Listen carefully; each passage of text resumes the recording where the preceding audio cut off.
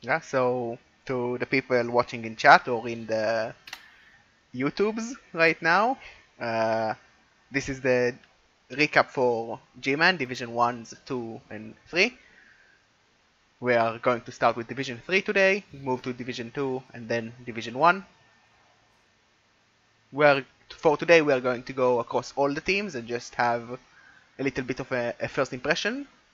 And for the next week, we will choose a different division every week and cover mostly that division and only show the leaderboard changes and talk a little bit about them for the other divisions. So we are starting with Baines's team, the Nordic Nooblets. I'm on this team! Hooray! Go on! Where's the Yeti? Where's Betty? F. Is this the one that got smashed Yes. up at the end of the season? Yeah, Oh, so sad. So what do we have in here, guys? a very 1140 sad team. Oof, 1140. What happened with this team? This team was rocking it at the end of last season. I believe the Yeti died and now they are missing their single good berserker. They will go a little bit higher, but this team is definitely in a rebuilding position. It's going to be a tough season. Yeah, for sure. I mean, it almost looks like a fresh team, doesn't it? Actually, at this point, got that one like super berserker. Well, the runner is really good as well. Like strength 4 can go like the way, but you need more. Yeah, and let's get nice to Bloodstuff as well. Yeah, it's gonna be a tough start definitely. Needs to get things rolling a little bit before he's gonna be On the other able hand, to contend. yeah, on the other hand, things can only go better for this team, can they? Well, you can reach the point where everyone is a loner, and that is not fun. Ah, yeah, that happened to Jetty to Party a couple of seasons ago in Ariel 1, I remember. It's not fun playing 7 loners Norse. So they're going Well, to at be. least they all have block. You don't need the reroll, you just drop them and get like Ice Pelt and Cheney and they just carry the team. Yeah. In fact, Cheney and Icepel played today in the Big O. Really? But they didn't. They did in this team versus Papa Nasty, but they didn't have a good day. Well, that's mostly because Papa Nasty, I assume. Yeah. In fairness, Cheney is a great star, but you know, really, you want a bench with Norse to be able to compete with other Bash teams and things like that. So I think it's gonna be a tough one for him here, at least at the start. At least they have a really good runner with plus strength and blood step. That's a nice piece. Only 4 points to the next level also. Really nice. Let's go see the next team. Drop Dead Gorgeous. Oh, by Crowdog. I played them last week in the Devastational. Ooh. It was a good game, but didn't end very well for him. I see a lot of missing players. Is this because of you? Sorry. God. I don't think you are, sorry. Yeah, I niggled a rookie White, so he fired him at the end of the game, and then some other players were also maimed, or I don't know. It was bloody. It was messy. At least everyone that is alive is like really good as a player outside of the rookie Wolf. No, every player in this squad is half a star. I mean, he has 6 guard in this team. Yeah, I was about to say that. Having 3 zombies with guard is actually amazing for Necro. I think that could be great. Yeah. Just like swing orcs. Yeah. I mean, it's actually huge. I think that's one of the things that allows a Necro team, which are generally considered, you know, a bit of a hybrid team, to really be able to stand toe to toe with the other Bash teams. Yep. Random boy saying in the chat that these zombos need thick skull. Well, if they had thick skull as well, they would be dwarves. No, Doc Mark, this is not a min-max team. This is a team that has suffered a lot of injuries last season. Yeah, he really wants to get a new white and to level up that rookie werewolf, and then he might Yeah, be very scary. and he might then also buy maybe a ghoul. With the spacing of the team, I assume the two empty spaces after the flesh golems are ghouls, but they might not be. We will see. If they have a couple of good games, causing some deaths, they can get some zombies for free, and this will help them rebuilding the team. In any case, with a 11 player squad, this is a very strong team with so much guard, with a very good killy wolf, and also with a decent white with block with mighty blow tackle guard. It's very versatile. Yeah, Yeah, I think he he's in a good place to start off, definitely. most Necro coaches usually pay the golem tax and then have very good wolves. He went for the other route and paid the wolf tax to have very good flesh golems. It's a valid strategy, really. Well, Yeah, actually, in a lot of ways, that is the way round you'd want it. In some ways, you're going to have a lot easier time leveling up that werewolf than you are a rookie flesh golem. So Yeah. Let's move over for the next team. Clan G Absolute Disaster by Thomas T, which is a name I recognize from the admin team. He's playing Dark Elves, and this is a pretty good looking Dark Elf team. oh, Mighty, yeah, 17-10, nice. yeah. Mighty Blow Witch with block and tackle is nice. A Strength 4 Witch is always good. Movement on a Blitzer with a Blood Step, which helps one turning and is generally nice to have, and a lot of blodge on the team as well.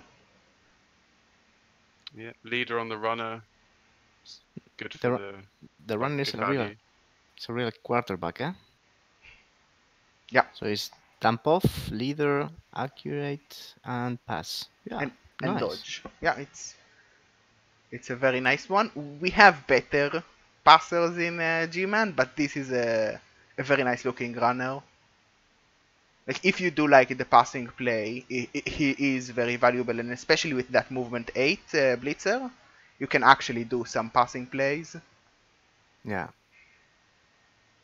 Yeah, and if he turns that strength 4 witch into a sacker or something, gets wrestle and tackle or strip yeah. ball or something like that, that could be a really scary team, I think. And at these, Just imagine this witch getting plus agility, leap, and wrestle.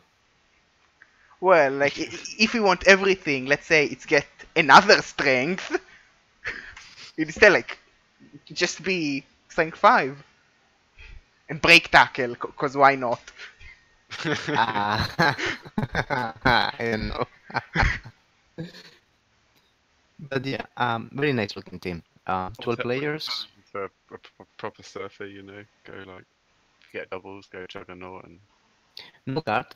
That's the only skill that I would like to see in this team. But still, Well, he got stats instead of doubles, and he just have a consistent team. This is definitely one to look for in this division, because it's going to be very nasty. yeah. good. Brutal Deluxe by Doc Mark. Human team. Ooh, quite a lot of stats as well, and I see a lot of doubles. That's that's pretty nice.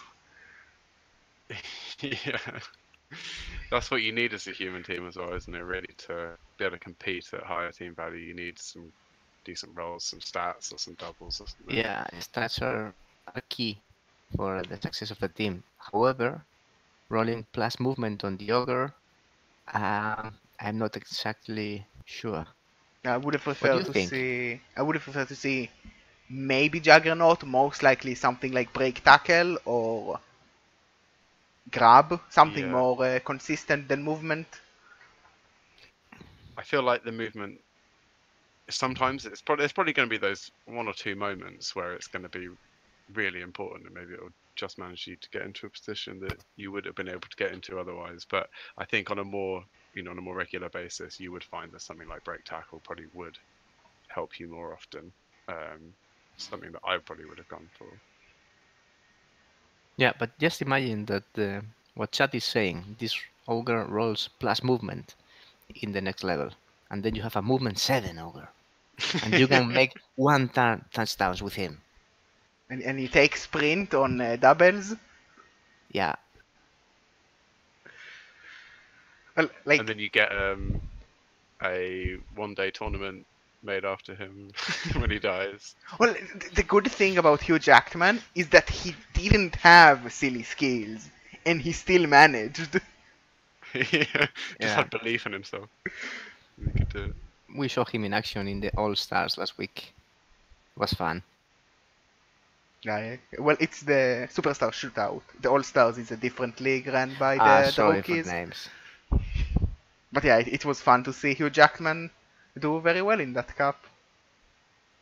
So is there any key player in this squad that I would like to follow? Yeah, this Blitzer with movement 8, agility 4. Yeah, he's definitely the captain. And blood as well. This is Yeah. a war dancer without leap. Yeah, and I'm with armor 8. So he can eat half a punch. Yep. And he's got a couple of guard linos. Once he's given them block or something, they'll be really handy. Again, similar than with the Necro, like getting that extra guard in there is really helpful for humans. Yeah, I'm noticing a consistent lack of dirty players in the teams we have reviewed so far. I'm not happy with that. I agree. You know, on these cheap lineman teams, you definitely want some dirty players. Well, you can't expect the Necro to have both dirty player and guard on all the 3 zombies they had. Yeah, that's true. And also, it's kind of that is the one tricky thing you can find with Necro is when you've got all your positionals, which he didn't yet, but when he does manage to get them all back, you know, you only have a couple of zombies on the pitch anyway, so you have to be pretty, you know, specific in what you want those zombies to have. Yeah. Like, if he does go to 2 ghouls, he will need to put zombies with guard on the LOS, which is weird. But this team probably suffers from the same case, because, like, you need to put, like, the ogre and 2 guard guys on the line, for the next game at least, if you don't want to put the kicker on the line, or a catcher or a blitzer on the line. Well, he has money. He can buy another lineman. I would, if I were him. Just as a mid-shield.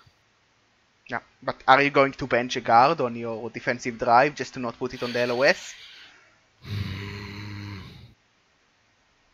Can't say.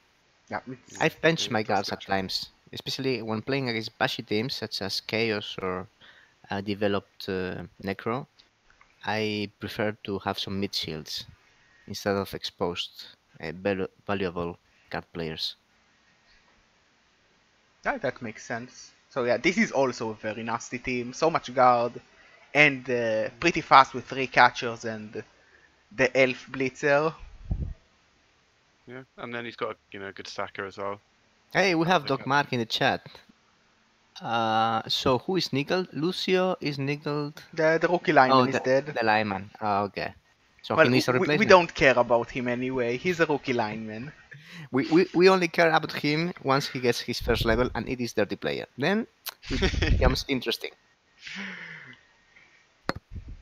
So yeah. Sharpen those studs. This also a nice looking team. 17-10, good development. Needs a bench. But yeah.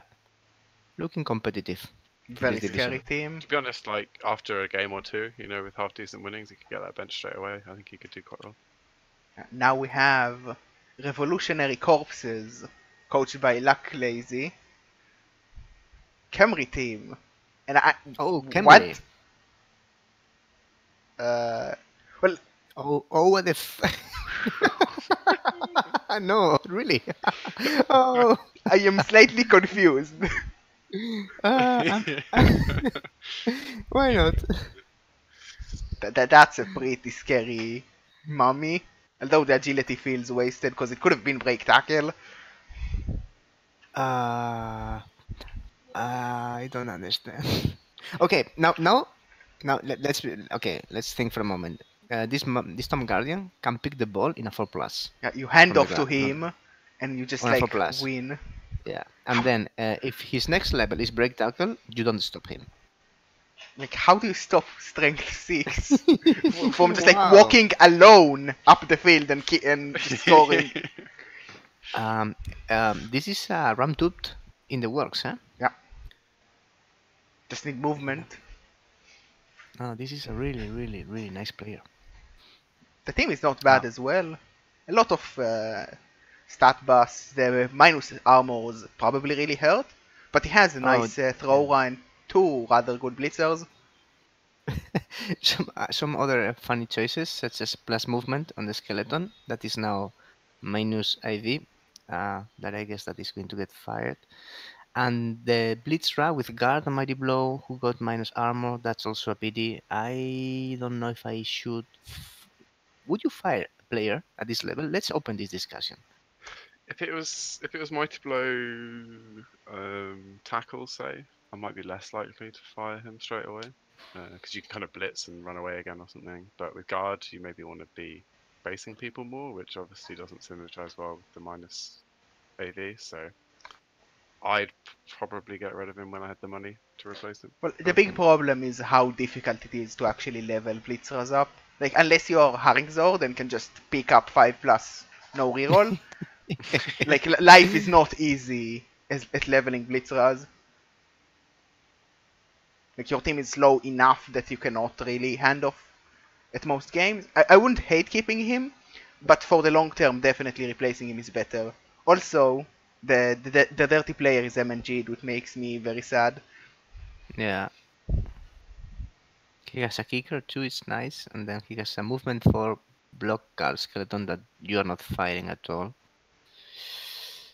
Yeah, also nice looking team. Movement 4 is fine actually. You can, if you get knocked down and pushed back, you can still get up and move back into the same spot as you were before, without any going for it or anything. So I think that's fine. This team. I don't see a bench in any of the teams we found so far, but on the Dark Elves. What's going on with you guys? You need people there to make the plays and to foul with.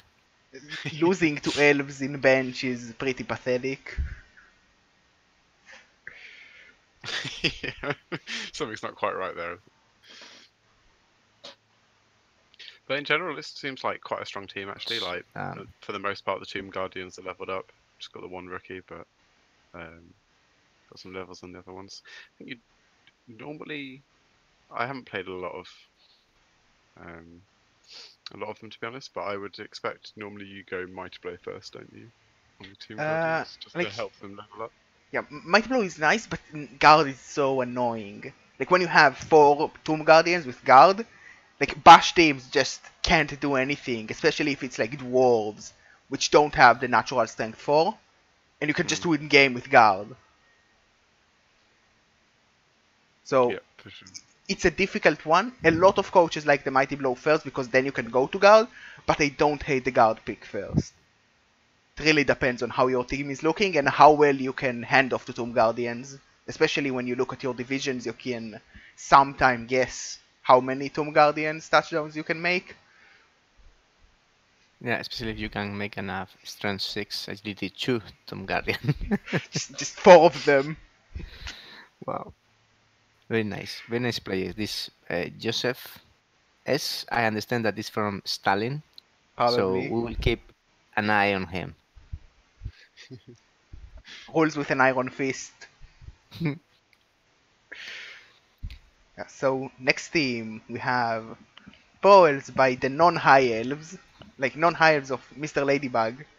They aren't high elves, but like I think you're looking at the wrong way.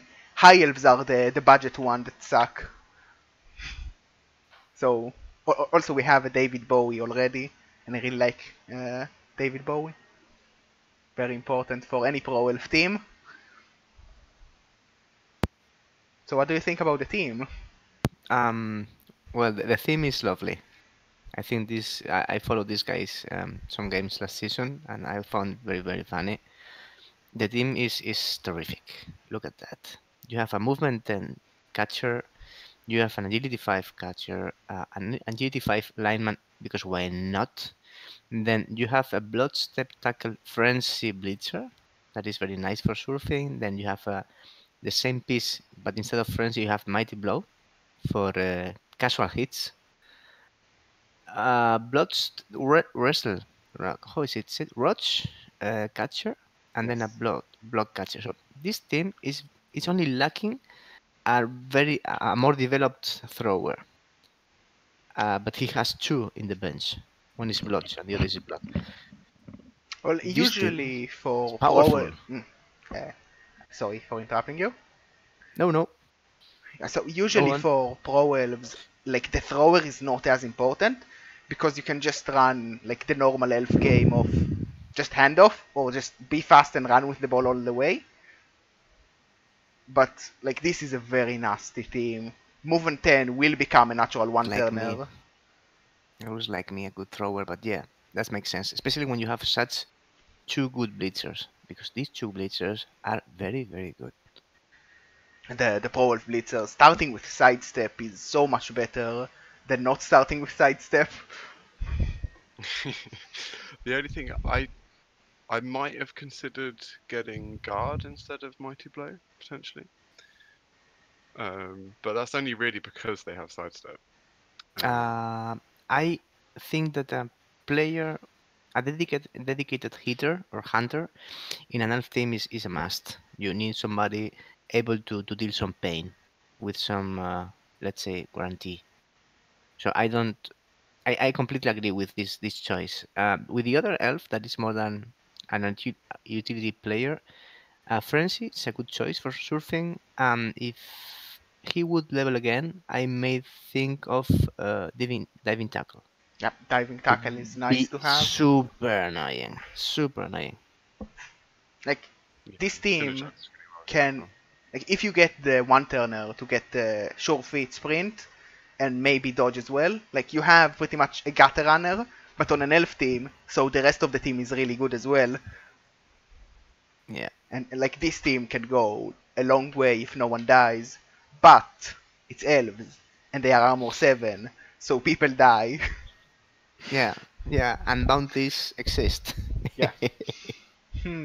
I wonder if anyone would want to bounty a player like this. Movement if 10? if next level is sprint, I can bet on it Yes. because Not one far off either. natural one turner needs a bounty. It's just like the law of Blood Bowl.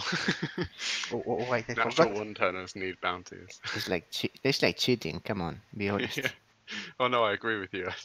Because you putting him on the line, you pass or hand off the ball to him. He doesn't need to spend a reroll because he has catch Um, already I- inbuilt and nerves of the steel, and then he just run all the way and three go for it, and it's done. Maybe some dodges if the defense is placed with some players with some tackle zones, but it's like cheating. I like it. yeah. Strength 3 as well, so if you really want to, you could actually blitz through, couldn't you, as well? If they have like their players lined up at the back. Yeah. This is another incredibly looking team. The elf teams are very healthy in this division, and I really hope someone can fix that for us. So yeah, the next team is the fan favorite because it's Bloodsuckers Inc. by Random Oh, Boy, and like you cannot hate this team. you cannot hail your vampires, overlords. Uh, it, like this was G-Man's last hope, unless you include you, Viking Cop. Thank you for that. So this vampire team is pretty insane. They still need a lot of skills, but they can get lucky sometimes and just win. We've seen this team, sorry, that seems to be a bit underdeveloped, perform admirably in the playoffs. I think that how is the random boy now, random man, random macho, um, knows his business. He knows what he's doing, and he plays very, very well. And if he gets some good roles, as he had in some games, he can beat anyone. Yep, this team, like vampires are always scary when they are developed. It's not quite there yet. They still need maybe the fourth vampire, and a few more skills, because you always need more skills.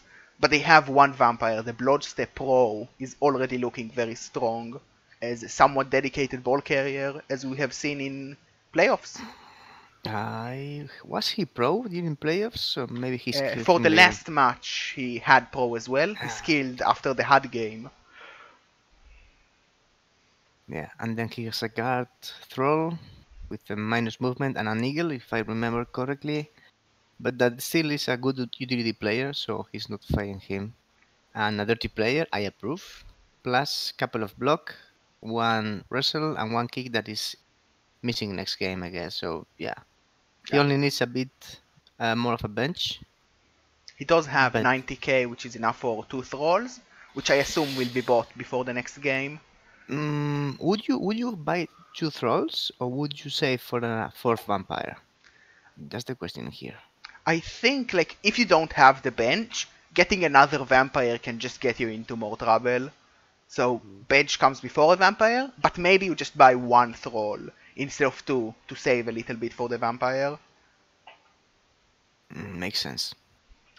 Yeah, you might also want to get block on Donald Trump, potentially, before getting another vampire as well. So if that kind of coincided quite well, you know, if you'd already had in the time it took you to get a bit more of a bench, if you managed just to level that guy up, it'd be a good time to get the 4th vampire. Yeah, but because he usually uses him for the Hypno Gaze, block is not as important. Yeah, Come on, that's true. he has 10 fun factor. He has more fun factor than me. Really? How? Well, it's the vamps. They are the overlords. It's normal. Fair enough. No, that's yeah. a good Okay. team. I like it. Looking forward to Jersey to 5 yeah. Hypnogoes is great. Yeah. We would like to see more from Random Boy in playoffs. But it's time for the next team, which is Underworld Unimpressive from JP Casey. And it's an Underworld team, but it's a nice Underworld team at least. Yeah, I think this is also a playoff team, isn't it? Possibly. I'm not sure. Maybe chat knows. Help us, chat. Yeah, I'm not sure on that. I think they played but got eliminated in first round after Oh yeah, game. they played against Miraskadu, Tardis. And the Lizards, okay. Yes, so it is a playoff team, you are correct. That was a very nasty match. Miraskadu did some stupid shit.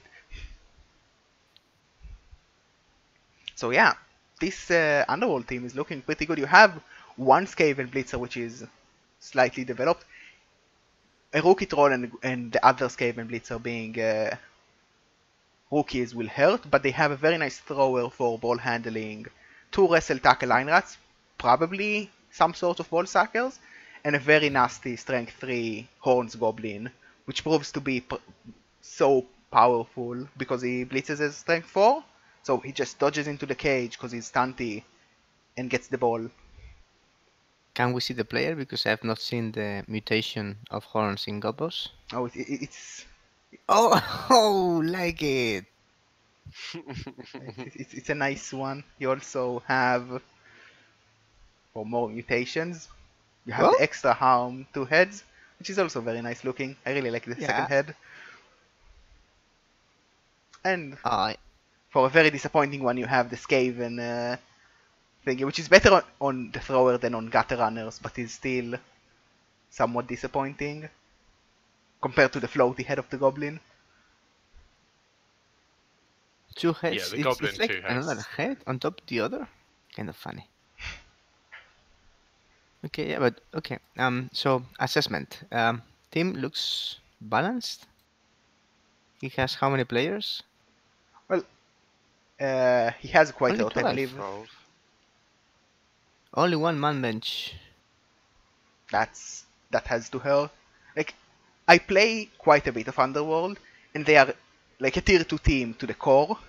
They never get very good, and usually to be good you need very nasty blitzers with claw bomb and tackle, and having weak blitzers really hurts, and having a weak troll also really hurts. He has a nice goblin lineup, but usually it's not enough, even with a very nasty Horns Goblin with Strength 3. Well, there are only 3 goblins with 2 heads that enables him to really move freely anywhere on the pitch. I would like to see a game of 2 of this team to see what they're capable of. They can run around like elves, but not as good as elves, which is the main problem of Underworld. Yeah, but look at this. This team, is like half developed or has some development, and TV is only 1380. So that means that he's going to get inducements, be it bribes, be it wizards, be it star players. So he's going to put up a fight for sure. Yeah, like Underworld can be very nasty with inducements with goblins, but I really think having weak troll and weak blitzers hurts a lot from my experience as an Underworld coach. But definitely you can do magic, especially with that Strength 3 Horns Goblin. If he gets 2 heads, like he just doesn't care about the cage. Yeah, I mean, and then he's got the goblins, like you said, with the 2 heads to jump in there and snatch up the ball. If he can get that, will the poor speller to live long enough to get another level, he could get Big Hand or something, and he could do some really good retrievals. So there's definitely, the ability for some shenanigans here, and I think he could definitely win some games. Yeah. But he does want to level those blitzes up. So yeah, a nice Underworld team. Now we have Amazons, which no one likes. The Locomotive Gistompers. Ah, come on. Hammersep. I don't like Amazons, but this is a pretty strong Amazon team, I would say. Yeah, the worst experience I've had in the Blood Bowl 2 game was it in the Cripple Cup last tourney in Amazon mirror match? Oh it was no! So disgusting. I saw that, like the match were morally lost, and then was forced to go over because his opponent PC died. That was a really weird match. 24 turns of pushes into the loser be actually going forward in the playoff because reasons. Crazy stuff. So yeah, it's a team though. I mean, that surfer's great. Strength 4, movement 7. So you can always reach the sides if you're positioned well, and that's a real threat, that is. I think they just want a bit more guard on the blitzers. They've got the killer. It's pretty strong. Yeah, 2 guard on line woman is nice as well. Mm-hmm. Like, this is what you expect from Amazon. A lot of blodge, a little bit of tools for bash as well, and you just like do both the elf tactic of never going down, and you manage to bash back. Yeah, I think so. And like being able to threaten the sidelines so well with that Strength 4 frenzy player, I think that could add, another kind of facet to the team, another element to it. Mm-hmm. Yes, I'm missing a bench. I'm missing the 2 player. Yes. These guys. Viking Cop is not a fan of teams in Division 3, it seems. If you want to reach him and 1, you know to do it. How to do it. You need dirty players. You have bench, you have dirty player. Because players die, you know this.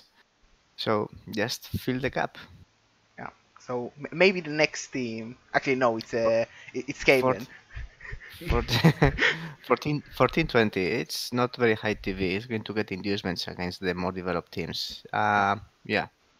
Also a good contender for the division. Yeah, definitely a scary team. Amazons are always strong until you see a lot of tackles from teams. But yeah, Which there hasn't been, in fairness. There's not been any dwarves or anything yet, has there? Yeah, a lot of stats instead of core skills from a lot of the high TV teams we have seen.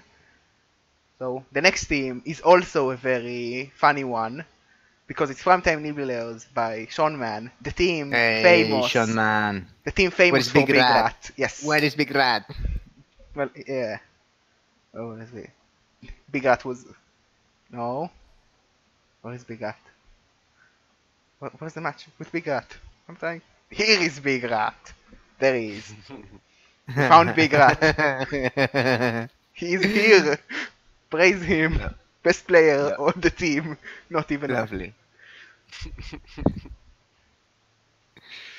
So yeah, this team took a little bit of a beating in the playoffs and possibly also in the Devastationals after that. But it's a nice looking Skaven team, even though he didn't arrange the players, which makes me very sad. I mean, he's got most of what he needs there. He's got 2 really good killers, the Storm Vermin. Both of them have managed to roll doubles and get the claw, which is hugely important. He's got the natural one-turner, couple of sackers. This could do really well as well. A lot of these agility teams actually are looking really strong. Storm Vermin are very, very, very good. One turner is nice. 2 heads gutter blood roach is a good sacker. I guess it's dauntless or strip ball next level. Yeah. But I like the fact that he doesn't have an entire team at the moment. Yeah, no bench and no dirty players, just like everyone else in the division. But we know that the Skaven can win with no team. So yeah. This a blood step, gutter runner there. Yeah, beat it in this order. Makes things a bit. He's got all of his positionals he needs. He just needs a bit more bench, maybe a couple more line rats. Yeah, and but I think that's a really strong team. What do you think about the Nigel Storm Vermin? Because he can usually do well, but that Nigel can really hurt you, especially with no bench currently. Any thoughts? This is also playoff team, right? Yes. So you can't put Skaven aside, especially at this level of development. I mean, the team value reads 1230, but it's only because he's missing 2 players. It's bringing it to about 1500, and that for Skaven is more than enough to do whatever they want. 3, 4 gutters, no rookies. Amazing Storm Vermin. He needs more linemen, but and dirty player. For sure. Yeah, Skaven is always scary, and this Skaven team promises a lot, but they might explode, because Skaven can always explode, and just oh, I lost all my gutter runners. Well, that was a nice team. Yeah, it's always a possibility, but you can do the same with these gutter, with these Storm Vermin. You can put the fear into other people as well, which is a big part of why you'd play Skaven over an elf team or something. So, I think he's got everything he needs here really to do really well. Yeah, a very scary one, especially because Sean Mann proved to be a solid enough coach to go to playoffs last season. Even though his inducement choices are questionable. Big Rat! Praise him. So yeah, the next team, another playoffs Skaven team, the 3 Musketeers and Spares by Pixie Rail. I like this team a lot more just because it's organized and I can actually notice who is where. Also, they are pink, which is player alignment. No, and the bench, unbelievable. Yeah. And dirty player, yes, I'm happy at last. Took me 6 teams, guys. Thank you very much. An almost natural one-turner. Twice. I don't know. I'd be interested to see what he does with the wrestle one actually. I'd be personally less inclined to turn that into an actual natural one-turner with sprint, sure feet, etc. Well, you never say no to plus movement with gutter runners, and then it's up to you. Well, I'm not saying I wouldn't have taken the plus movement itself. It's just I'm intrigued to see where he takes it. This is an awkward spot because he has 2 heads, which is really amazing for a natural one-turner, but it's the only gutter runner with wrestle. Because all the other 3 took block, which, you kind of want to have a wrestle gutter runner, but he in theory should be the best natural one-turner if you reach that point. So maybe you fire a gutter runner with block just to get another wrestle gutter runner? Nah, he will die. Just put him on the LOS Just and wait let for him to die. Obviously, the storm vermin aren't as developed here, which is gonna. I don't know. I think that's a big thing to talk about. That's Yeah, this team a big has detriment compared to the other Skaven team. a lot more way to go before being very scary, but they have the bench still, which is a plus. And they have money in the bank. Yeah, this team has the foundations to become a really, really scary and dangerous team. Yeah, it's a team in development. Like this team really looks like like Division 3 after one season, but it can be a nasty one because like Skaven can do everything, and he's not that expensive, so he will get wizards against the bloaty stat teams. Yeah, so Skaven always one to look for. But next we have another good coach. We have Ceramal with the Gairan Raiders on Nergel. Hey, more playoff teams. Yeah, I'm pretty sure he came first in his division last season with first season Nurgle, which I've got to say is pretty impressive. Yeah, it is. It is indeed. And also the game he played in the playoffs that he lost to Squiggy doing Squiggy things. Yes, It was a very fun game, to be honest. He played really, really, really well. He didn't have the dice on his side at the end of the day, but I really like his style and his play. And this team is okay. It's Nargel is 16-10. It's still not in his peak, but he's looking already very nice. Couple of couple of block. Nargel Warriors. Okay, let's step back. Think you have an Nargel team. What do you think of this? I think all of the picks that he's made are really good. He's got his killer on his that one pest. He's got a ball carrier in the making with the dodge plus movement Pestigore as well. The couple of Nurgle warriors that have got levels so far will be really useful to him.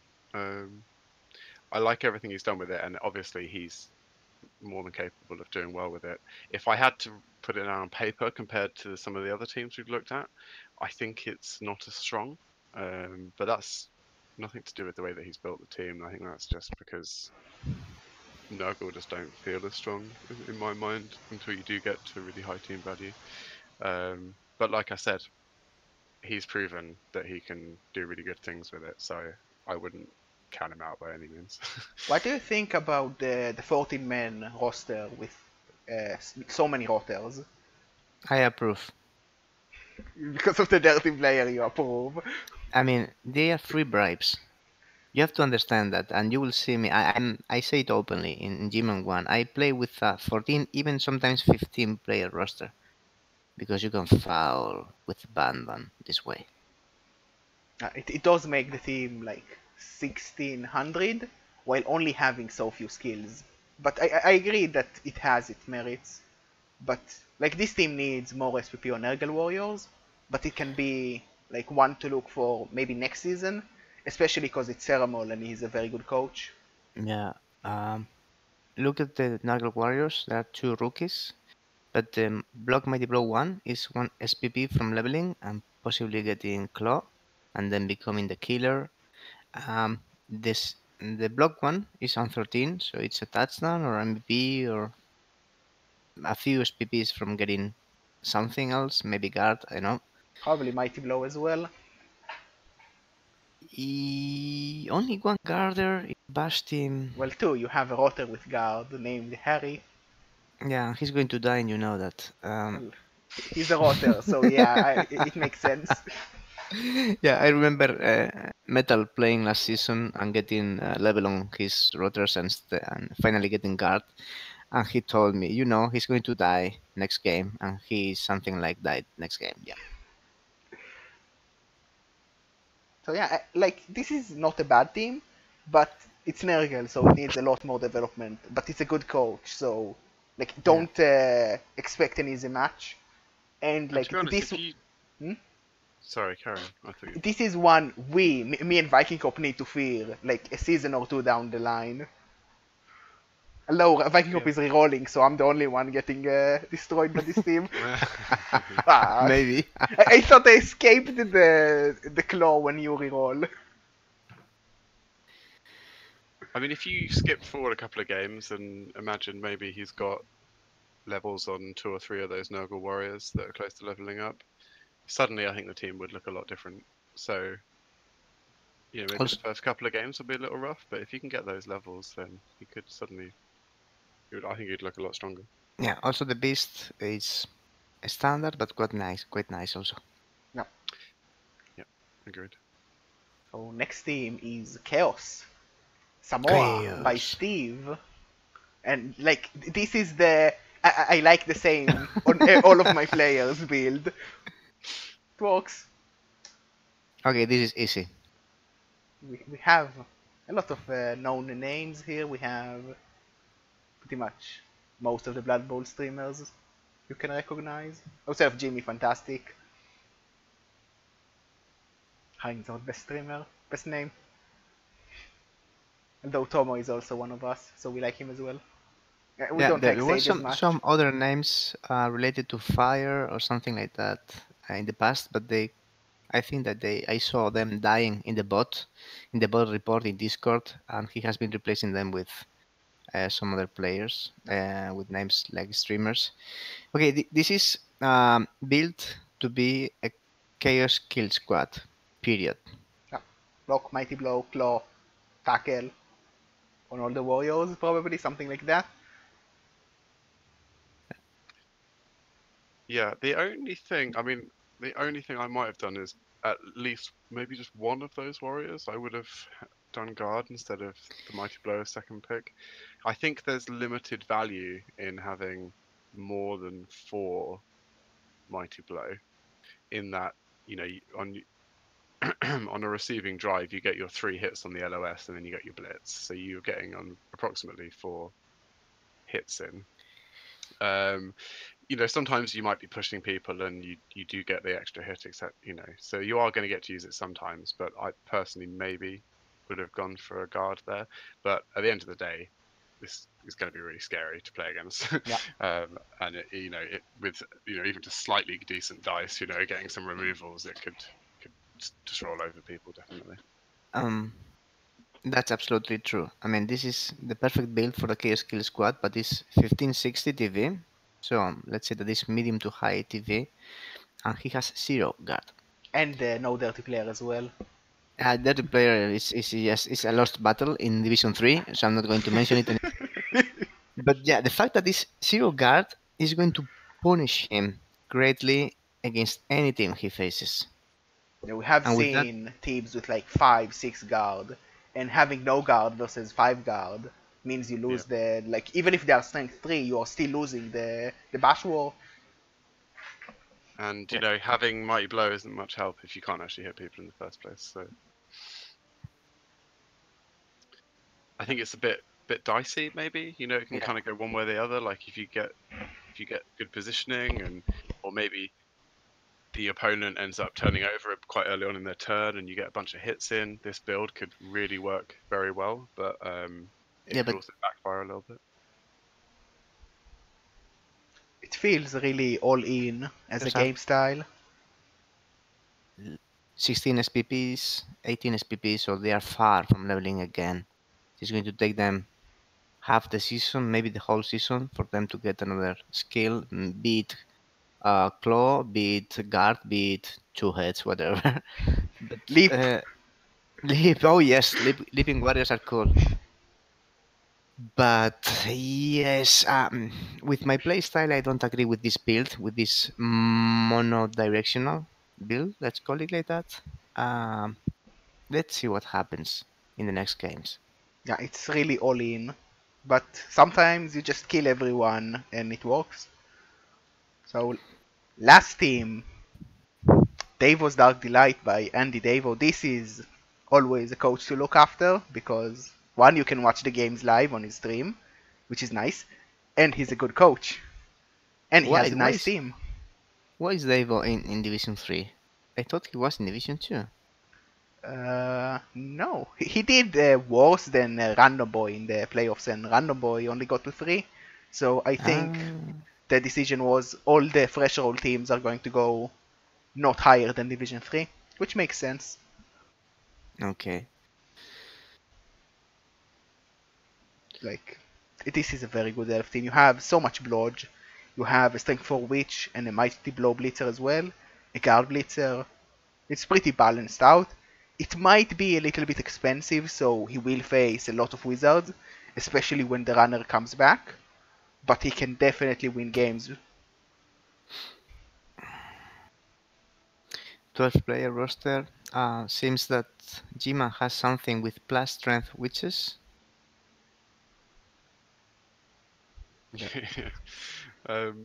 What do you feel about the three rerolls and leader on the runner?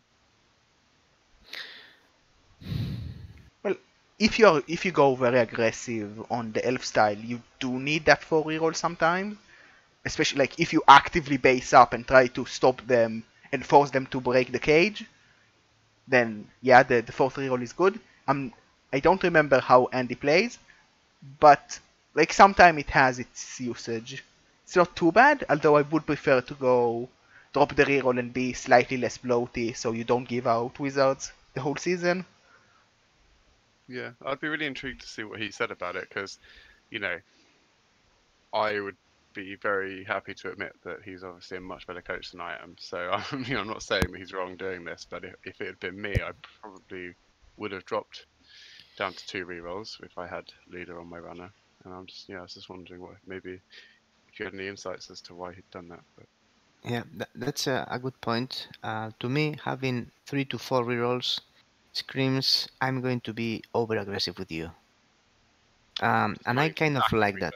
Yeah. That's a valid elf tactic. There is a team, a dark elf team in Gman 1 with 4 rerolls rostered. Yeah, but that team doesn't have the players to be as aggressive. Yeah, because we have consistently been killing them, but that's not the point. I mean, it's a valid elf tactic to go over aggressive, to make rolls, to make one dice, to make risky dodges, and for that, at the end of turn 6, 7, 8, maybe you need this extra reroll can make it happen, or can spoil all the job you have been doing before. So I can understand it, and I'm not against that. Yeah, especially Andy Davo definitely knows he is a good coach and he believes in his positioning, so he allows himself to go more aggressive than maybe a less experienced coach. Yeah, which is fair enough. Take advantage where you can. One last remark, maybe. If you notice the lineman, he has gone with block always as first skill before dodge. This is not a common approach I've seen in other elf coaches, but it's the one I try to follow myself when I try to play elves, and as usual fail miserably because I'm a bash coach. I can't play elves. What do you think of this? I don't hate the block first. Like wrestle is nice sometimes, but sometimes it's really weak and you cannot really hold the defense well. So if you are going aggressive, I like the block first, and you can just play in the face of the opponent and do very well, which is how I try to play elves, but also not too much success, but probably more than yours. Yeah, and there is something to be said, I think, for, he is a really good coach, and I mean, I think that he's obviously aware of that, so I think that really plays into his style a little bit. Yeah. So this is Division 3. Anyone you think we should really look out to after watching all the teams? there are too many playoff teams in these divisions. Like,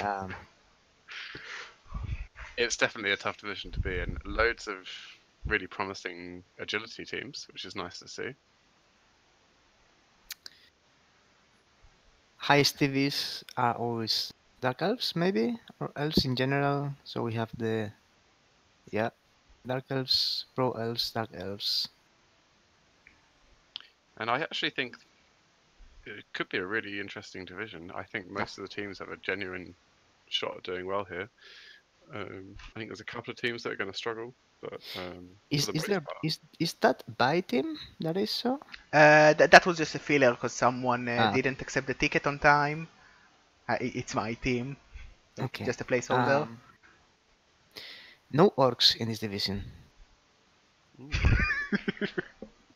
We haven't reached the time of orcs yet. Yeah. the green tide hasn't arrived. Yeah, so I really want to root for Big Rat, Sean Man TV, the man, the myth, the man, the legend. But I feel like it's going to be Elf Town because we didn't see too much tackle, and we have seen a lot of very scary Elf teams. I think this is going to be the agility division. You know, there's a lot of the teams here are really good for that, and like you said, there's not a lot of tackle. There's no dwarves or chaos dwarves to sit there and mess their days up. Personally, I think we're going to see one of those Skaven teams or one of those Dark Elf teams win. Yeah. If I had to put my money on something. So, Yeah, the best teams are really going to need more 30 players to stop these agility teams from doing this stuff. yeah, well, we don't have that many bash teams. We really have like the Norse, which are beaten up, the Camry, which is scary, but like not enough tackle, and like the Nergal and Chaos team, which are not really built for dealing with so many elves and so much blodge. Even with against the Amazons, eh? Yeah. Yeah. Okay, I think it's going to be a good competition. This one. It's not a clear winner. It's not any team that you can bet on your money on. If I have to bet money, actually, I would say that Andy Davo can bring this to his back, but anything can happen. Yeah, fair enough. Let's go to Division 2 then. Hey, Division 2! Ooh, we start with Alv by Major Bite, which is a team that had some rough time, but they Oh, are Major starting to Bite. bounce back, maybe. Hopefully. This team is a classic. Yeah, I It's had some been fun with these around guys for last season. ages. So yeah, two very nice Getting the fun runners. startups there, Yeah. He lost so many players last season. Yeah, because I think he had two pretty well developed blitzers at one point. Not blitzers, sorry, berserkers at one point. Yeah, and then he lost them, and then he had two rookie ones. He leveled them, and then he lost both of them in the same game. Oof. It was something like that. It was a bloodbath. But still, Major Bite knows how to put up a fight, and this team is looking very very nice. I think it was in the past. No, I'm seeing him a leap runner with plus movement minus movement. Yep. Agility 4. This is a good sucker. And then Yeah, that's agility great. You 4. can't really get safe from that, can you? Not Is use that diving catch? What I see here? I diving catch, think yeah. it is, yes. Oh, Don't see that often, especially on an AG4 player. Okay, now I'm remembering, but Major Bite loves the passing plays. He uses them, so I think it's worth having a safety in case your pass doesn't go that well. Also, you can do some fancy things into, like passing into range, so you pass one away from the runner just to make the pass easier instead of The GFIing. cast. Yeah. Yeah, like this team can be good. They need a little bit more on the killing side, like rookie berserkers, no dirty player. Like, are you really going to be good enough to elf people out? I'm not sure about that. Yeah, he has got a couple of bench, so with a few levels on those berserkers and dirty player or something, I think he could be a really scary team. But he does need to be a bit more killing. TV is not high. That puts inducements on his side. Usually, he's missing dirty players. But yeah, Berserkers are rookies. Out of the Wolves, there's a Strength 5 Wolf that is kind of blodge as with well. blodge. Oh, that's and only 2 points from leveling. This player can be interesting. He could made it to the next superstar shootout. Yes, definitely. Also, for the question of JJ Cash, diving catch says that it only works on passes, kickoff, and throw-ins from the crowd. So even if you strip ball the player, you are not going to get a free diving catch option. Funny thing that came to my mind is that this player with diving catch is always going to pick the ball on a 2+, unless he's in tackle zones, even in a rainy weather. Yeah. So well, it's a plus, I guess. So yeah, like this team can be scary if they manage to actually level the berserkers and get dirty player, but they are still a little bit away. No guard as well. That could really hurt him. Yeah, that's a lot. Like usually it's a problem with Norse because you really want guard on both wolves, but you also want mighty blow for killing, which means that you need to get lucky and roll doubles. So yeah, next team we have Humanly Bear from Kyakro. This is also a pretty old team. Yeah, that real classics in Division 2, huh? And we have older teams in Division 1 at least. It's got fantastic ogre there. Yeah, block, guard, stand firm, break tackle is very nice. He has the famous natural one-turn catcher, and I believe he got minus armor very recently. Minus armor a few hours ago, I'd say. Ooh, I checked the bot. That's sad. We have a game already. Did you just strip and... Not a big deal. He has armor 7, like tabletop catchers. Yeah, and to be honest, a lot of the time people aren't even going to field their one-turners until they're actually doing the one-turn. So probably most of the time it's not even going to come into things. But you know, it's a shame, but unlikely to matter too much. Yeah, it's a nice human team with 4 guard, actually 5 guard, and quite a bit of killing power.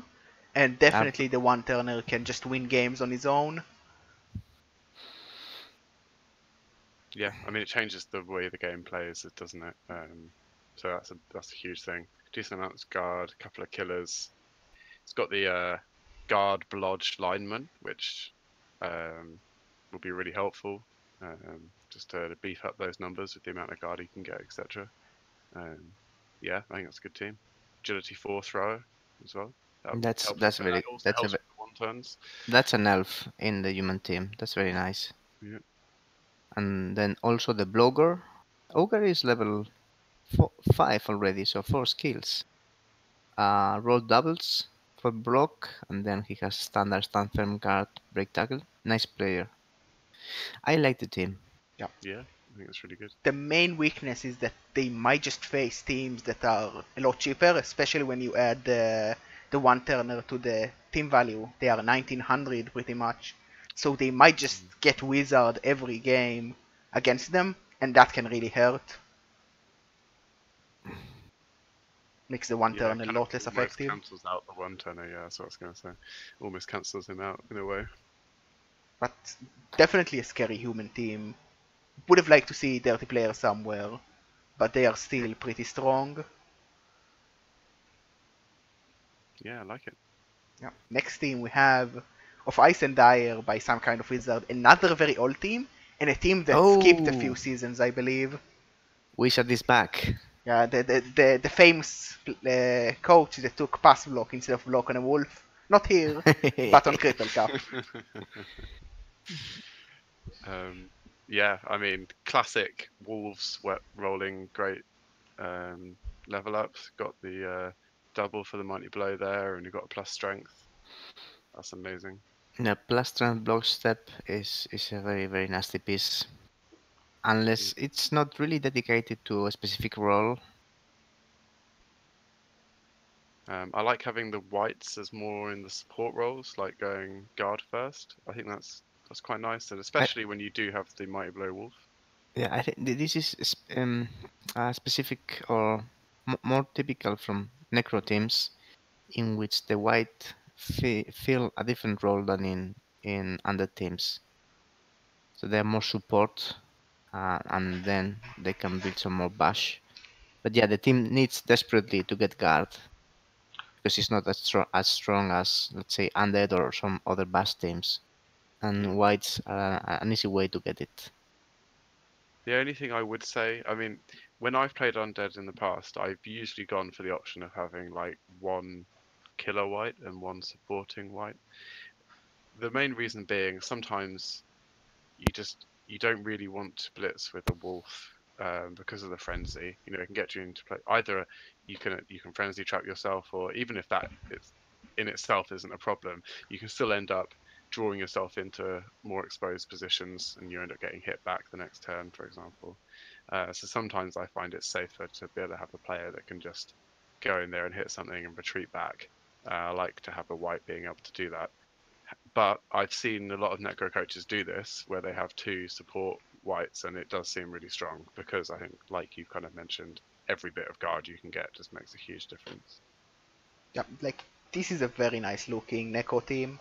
The strength 4 probably usually plays a role of like the sideline threat because he can serve you with strength 4 and sidestep, and a mighty blow one is always good. You always need more development of the flesh golems, but it's a very strong team. My only question is movement on a white. Because I feel like tackle or mighty blow would do more for the white, but I agree. I think I'll be honest. So I hadn't really looked through many of the teams before we'd done this, but I'm in Div 2 as well, so I have had a look through the teams in Div 2 already. And normally I wouldn't go plus movement on a white, but I would have been at least tempted to do the plus movements on the ghouls. And having already taken those, I do feel that maybe plus movement on other pieces suddenly then becomes more valuable. You know, like being able to keep the team together more, and getting that much plus movement across the board might be able to kind of change the way the team plays a little bit. Yes, I agree with that. Plus movement in the... Okay, he seems to roll a lot of plus yes. movements in the goals. Plus movement in a werewolf is crazy. It's nuts. It's so good. But I kind of don't dislike plus movement on a support piece with guard. That helps you bring it to the exact spot you need it in case of repositioning, last emergency, uh, withdrawal or whatever. Not usual, not maybe the best option, but kind of useful at times, maybe. In the long term, I think it's definitely good. Yeah. It's more just when you're getting it. You know, ideally, if you could choose when you were going to get it, you'd probably have it as your like fourth Just skill or something. But... imagine the potential. I'm just thinking of guard plus movement white that then rolls something, say, stand firm and dodge. That would be pretty annoying. Yeah. And you know what? This is a fast team. We've got 4 movement 8 players. The movement 7. I know you've got a bunch of movement 4 there, but actually a large proportion of this team can really move, which I think could catch people out sometimes. Yeah, because he has 2 ghouls, it means that you don't have that many zombies on the field at a single point, so the team will feel a lot faster than you expect out of Necromantic. Yeah, and I kind of like that. There's also something to be said. You know, we often talk about min-maxing things. What would be technically the absolute best thing that you could get, but you've got to remember a lot of the time that's not the only thing that's going through people's minds. Like sometimes you want to be able to be a little bit unique as well, and I kind of like the idea of having a team with a bunch of extra movement. That's kind of cool. If someone is already unique, it's definitely some kind of wizard. Because you cannot get more unique than taking pass block instead of block. You don't beat that. Yeah, that's unusual indeed. He's stocked in cash also, I see. He has 180, so maybe he will drop or he will recruit another zombie. That is always nice. I mean, the more bench you have, the more fouling you can make. That's the important thing. Already a much better division than Division 3. Yeah, I'm pleased with what I see. Yeah, so next team we have Infection Inc. Oh, this one sounds familiar. Yeah. The coach name. I'm not sure how I pronounce it. Infin Punk, I think. Yeah, the name sounds familiar. Okay, so what we have in here? 1810 Nargle with 11 players. Wow. So many skills on the beast. I need to actually Uh, click on it to see the skills. Yeah. I'll point out. I will point out before you say anything, Viking Cup. I did actually have a dirty player rotter, but he died today. So Okay. Epic. Yeah, I think you had a hard time in the Devastational. I saw some of your players. Maybe you were carried died. it was actually most of it was okay. I lost. I had an agility 4 Pestigore with a whole bunch of skills, and he died in the last game to a fireball. To a fireball. Oh, Yeah. roasted. But other than that, I have to be honest. It actually treated me quite well in general. The Devastational. That was the only loss I had. I also believe the beast is from the player market. Oh yeah. Well, actually, I bought the Beast and the new ball handler, W55.32XA the second. Why did you do that? Why did you do Not that? worth it. Well, because my ball carrier died in the last game of the Devastational, and I happened to have enough cash to get him as well as the Beast. So I thought to replace my ball carrier, I'd go for him. Yeah, this one is very nice. Blood, sure hands, 2 heads. Yeah, It's better 2 than points lots, only. And 1 touchdown and is skilled again. So very nice. The other pest with plus movement, plus agility, Roach. No, Russell tackle. Yeah, it's a safety. Very nice also. Then you have a killer with a strength 4. Oh, come No on. tackle though until legend. That must have been a very difficult choice. Yeah, I mean, I literally said to myself before I rolled the dice, it's going to be tackle no matter what, unless I get strength, and then I'd have to think about it, and ended up getting the strength. Yeah. It's another Chaos Warrior with horns and plus movement. And then how much guard? 3 guarders? Okay, that's average. Guard stand firm is terrifically good. I'm not sure about tackle after those skills. Yes. I approve. I would maybe have gone tents on display, but tackle works too. Because he's really so annoying. I'm planning on getting a tail if he levels up again. Tail is nice also. From my But experience of playing a little bit of claw teams, you really need to have quite a little bit of claw mighty blow before people actually find you scary. So He has 2 already, and 1 is usually enough if you can keep him safe. Yeah, I had some issues losing my warriors towards the end of last season. I had another warrior which was blocked my blow claw guard, but he died in the last game of the season.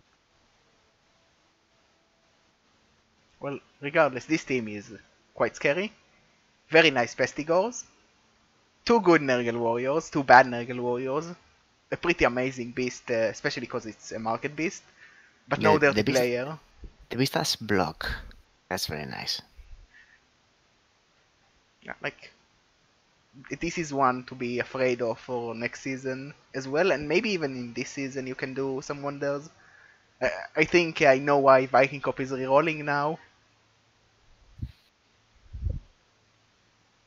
So yeah, the next team we have is FedEx Chaos team, and this team looks Chaos. It's Chaos, but it looks a lot less impressive than the Nurgle team we just saw. But it is very cheap. Oh, look at the TV. It's almost 400 TV difference between both. So normal. It's normal that doesn't look that scary. Let me have a look. They are missing a Chaos Warrior right now. It must have died recently. Yeah, Boom, still no money to replace it, and I believe this is a Nigel, the Beastman, the rookie one, and the Claw Mighty Blow is just an MNG'd. This team needs to recover pretty much. It's okay, but to missing a become a warrior, kill squad.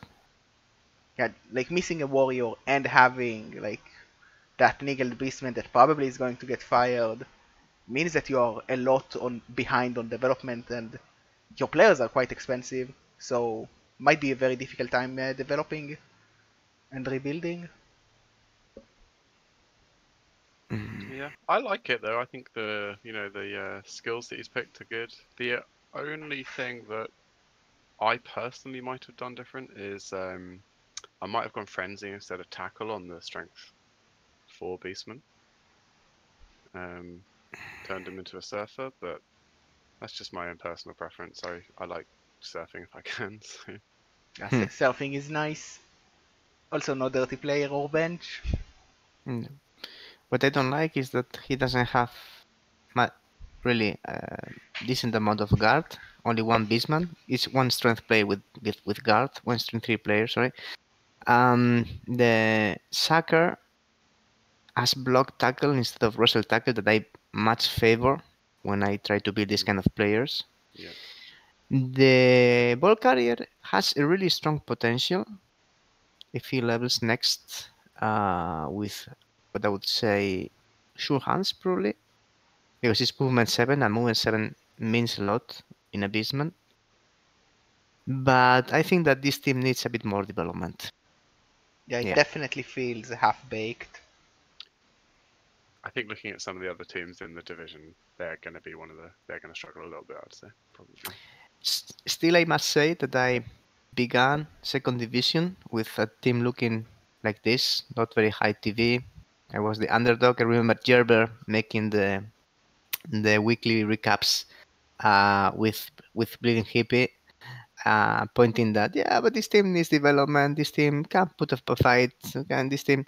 And at the end of the division, I won it. So anything can happen. Yes, that's always true. You can always like start every game with a rock on the best player of the opposing team dying. Yeah, is there any player close to leveling? Any good player? Okay, a couple of Chaos Warriors in 6 SPP range. The Claw Mighty Blow Warrior and the Mighty Blow Block Warrior, they probably will level up rather soon, especially because the Beastman Killer is missing the game, so they are going to get more hits. Yeah. Yeah. In fairness, I don't think he's that far off. I mean, he's got 4 Mighty Blow, a couple of them have Claw. I'd say really he just needs a bit more guard and he'd be fairly competitive. Yeah. For the next team we have Nutty Dreads, Chorfs by Big Easy TP. Chorfs. Ooh, that's some pretty epic ball centers there. Yeah, I'm not sure about Mighty Blow on the ball carrier. Yeah, it's an odd one, isn't it? Like you would expect something more like supportive instead of just going for more Mighty Blow. Especially because the Chaos Dwarves are also pretty bashy with 3 Mighty Blow. I mean, ultimately you're probably going to end up with Mighty Blow on like all of your blockers. At least at some point, they might not be first skill or whatever, but you probably are eventually going to end up with it on most of them. It doesn't seem that necessary. I'm not sure what you'd get instead though. Kick off a turn or something maybe. Guard is really nice. Like he's only agility 3, but he's still a fast player. And on defense, you like having more guard. Yeah, and are you talking about the ball carrier stuff? Yes, the ball carrier. Yeah, and there is something to be said for having guard on the ball carrier as well. If someone, obviously it's a player that people are often going to try and base. And then if you're then going to have guard on those players, it can make it a lot easier to then get your ball carrier free. So I do quite like guard on them. There's also often a good argument to get tackle, I think, on ball carriers, because on defensive drives they're often going to be sat back a little bit in more of a defensive position, and they can act a little bit like a sweeper. Yeah, that's like usually the ball centaurs are sweepers regardless, because most of the bashing and blocking will be done by the Chaos Dwarves, so I wouldn't hate a tackle. Also, Ken is reporting that he killed Peter Tosh, which is now a rookie. Good job, Ken. You killed a dwarf with dwarfs. Yeah. Also, tactic that Ken is mentioning.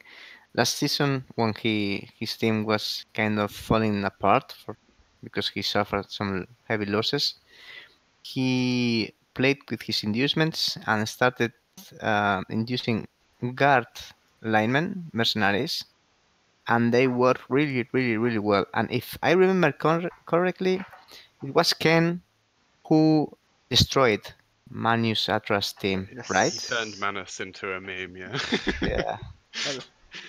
Well, I think he actually he beat me doing the same thing as well, if I remember correctly. One of the last couple of games of the season, induced a couple of guard yeah, blockers. it's something you can also see Lizardman coaches do sometime, which is like if you don't have your position, I'll just induce them as loners and maybe put some skills on, just because you need those positionals because your linemen are so bad. But yeah, like Yeah, yes. 160k for a block, tackle, guard, uh, lineman is a bargain. Yeah, that's a really good tactic. like this team a little bit beaten up probably after last game, but they are still looking good. They have Dirty Player and Kick on Hobgoblins. They have rather nice Chaos Dwarves. The rookie one is not the best. Like having a rookie one sucks, but you have two good Bull Centaurs to support the team. Like this team can definitely do quite a lot. Bleeding Heavy's made a fairly good point as well there. The Mighty Blow claw blocker could maybe have got piling on instead of guard as the third skill. Yeah, I do agree with you that piling on probably is better. Viking Cop doesn't believe in the doesn't believe in the piling on. No, I don't believe in the. I know what piling up is able of, but the pitch control that another card piece gives you, I prefer playing that way. You know me. Well, I like having like my piling on piece also have guard because despite how some coaches believe piling on is optional. So sometimes when you have the room to allow the piling on, you do it for the damage, and sometimes you just have the guard instead because guard is good.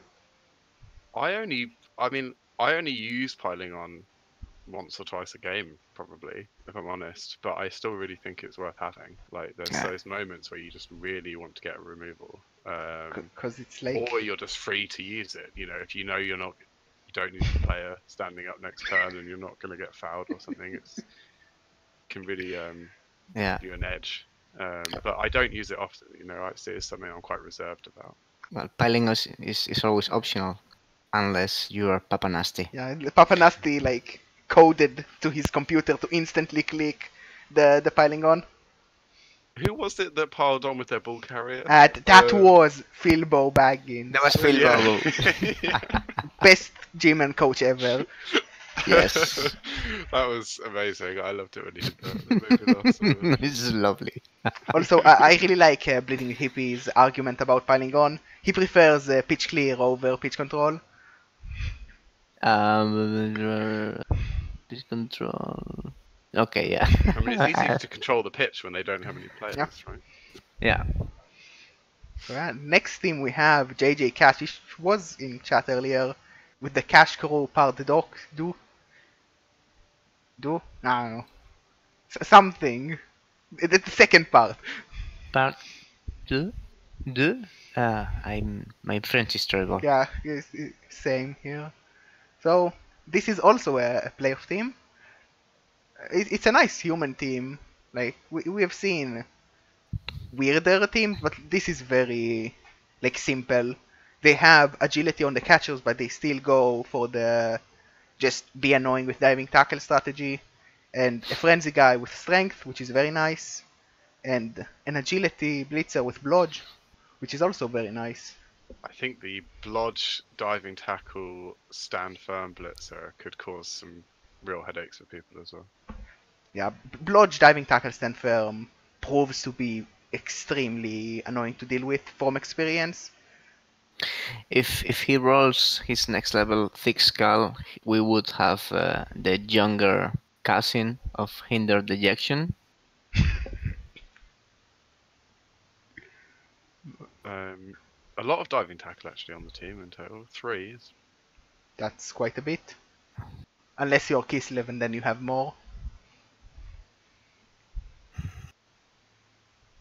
How much guard have we got? 1, 2, 3, 4, 5 guard. Only 2 of the blitzers have it so far. Yeah, I think this could be a really strong team. I like the strength 4 frenzy. I like the diving tackle. I'm quite a big proponent of that. I think it's a really strong skill.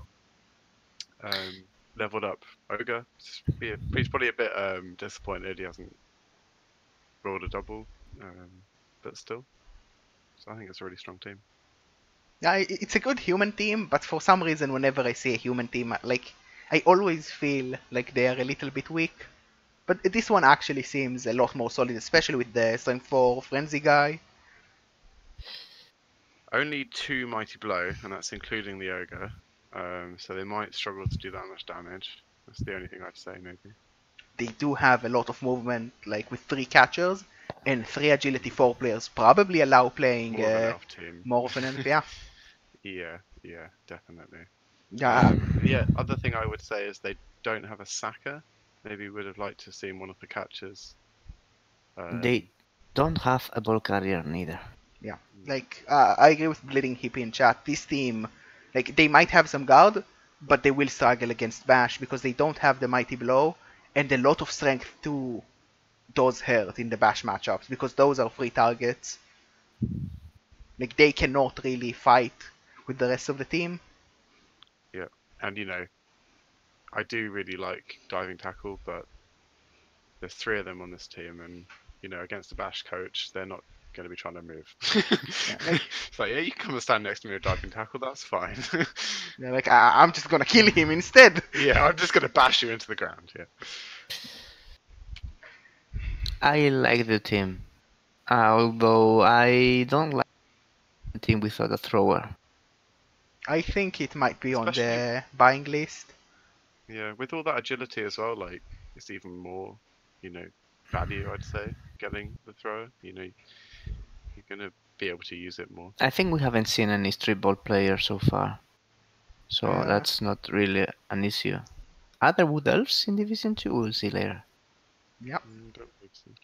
So, like, this is a nice team, but knowing there are so many Chorfs and other Bash teams in Division 2, they definitely might struggle. It is basically all Bash. There's hardly any agility. It's not going to be the easiest ride because the diving tackle and all the tackle is definitely capitalizing on trying to beat elves. And you're not going to find that here. Yeah. So the next team we have Lizardmen. And it's Mighty Reptiles by Creighton. It's a pretty standard Lizardmen team. You don't see much special. Only thing confusing is diving tackle on Skink's first skill. I'm not a fan. I usually prefer sidestep because, especially if you roll agility, like diving tackle feels so bad now. Yeah, a bit of a wasted skill if you roll agility afterwards. Or block or movement, like they just don't synergize with anything. Yeah. He's got a block core though, that's great. And in general, he's got some really good leveled up Saurus. Are any of them close to leveling up? We've got one of them, just a couple of SPP away. And 2 of them as well actually. The dodge one, you can get blodged soon, which is really nice.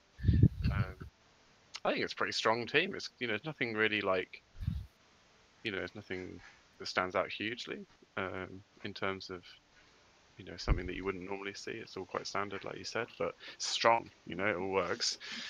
Maybe you want a bit more guard, but yeah, I think this team could do really well. Yeah, lizards tend to look rather boring, but they are always scary because so much strength on the team can always win you the bash matchups, and he does have 1 tackle. Like he will struggle against elfier teams, but he's not really going to play so many in this division. Yeah, I think that's something to look out for the bash teams in this division is how much tackle they have and if they're kind of overspent on it, or as it were. I think just having a couple is going to be the kind of sweet spot in this division probably. Yeah. Blocks you go a lot of developed Sauri decent not too expensive kings, and low TV because he has actually 70k extra Yeah. of cash. It has potential, I'd say. It's a good looking Lizardman team. Like, you always want more skills on the Source, but he's in a good position right now. The dodge Source feels a little bit weak, which is often the case when you go dodge first skill. He will need like 2 more skills before he's actually good. Yeah, but once he's got like Blodge Guard, suddenly he's an absolute nightmare. So Yeah, Well, we have a lot of chores with Claw in this division, and they might have a saying in the development of the Source. yeah, that's always the fear with Lizardman, though, isn't it? Yeah. Really? At some point, you just die to too much Claw, and rebuilding is so difficult. But yeah. yeah, hmm? Ask Hat about that. Yeah, for HUD. So, like the Lizardmen are definitely going to be annoying for a lot of the Bash teams in this division, just because Lizardmen are always strong against Bash. Yeah, 3 Garters plus strength 5, a lot of block, couple mighty blow. Yeah, they can put up a fight, eh? Yeah. For the next team, we have Wrecker from Ken. I can. We I like love Ken this here. team. It's a good team. He got, I believe, 2 or maybe even 3 Chaos Dwarf blockers from the market. Really? Yeah, he lost a lot of them at the end of the season, I believe. How can you buy so many players in between seasons? You play in the Invitational and just don't waste any money. You just skip it, give the wizard Okay. for free, and just hope no one dies. Okay. Yeah, I mean it works. I managed to get 2. So we have here very developed bull centaurs. It's kind of safety one, the first one, and the next one is surfer. Seems to be with a mix next game. I hope. I can check for you. Oh, it's an eagle. Oh, that That's sad, sucks. isn't it? Yeah. Well, you keep him because he's so leveled, but it definitely hurts. The Claw Mighty Blow piling on has got another level as well. Well, Guess that's just guard, probably. yeah, the options are like guard or maybe Juggernaut, if you are a fan of Juggernaut. If you roll doubles, you can go jump up. But Yeah. still, jump up on agility 2 is a 3 plus, right? Yes, but like, it's still useful, especially on such a slow piece like Chaos Dwarf Blocker, because after you pile on, having 4 movement instead of 1 Yeah, is a just to big reposition, difference. it's still really good. Yeah. Apparently, that Bull Centaur with the Niggle has had it since the first season, so maybe it'll be fine. Overall, I think it's a really strong team. We've got 1, 2, 3, 4, 5 guard, bunch of mighty blow, only 1 claw. Maybe be a bit disappointed with that, I suppose. Probably want it on 2 or 3 by now at this point. Yeah. Yeah, Also, this team carries quite a lot of injuries that make you die more often with 2 Niggles and the minus armor. So that might like bite you later on. but they have a dirty player. Which is, and the bench, And a bench, yeah. but not for next match. Okay, if Ken can keep playing the inducements like last season, and well, I don't think he has room now for inducing more guard blockers, Yes. but he has room for bribes, maybe wizards. So we expect this team to keep dealing the pain. You can induce a Bull Centaur with a block as well as an inducement, which is not a bad shout really, because Strength 4. Like this team can do quite a bit. A lot of Mighty Blow, a lot of Guard. So for the next team we have Nergel, Urwendor's Chance by Urwendor. Can you hover over the beast? Yeah. Yes, we have guards and firm break tackle. It's so annoying that you actually need to like hover over it to see the skills. Yeah. It's just Like, so many skills, isn't there?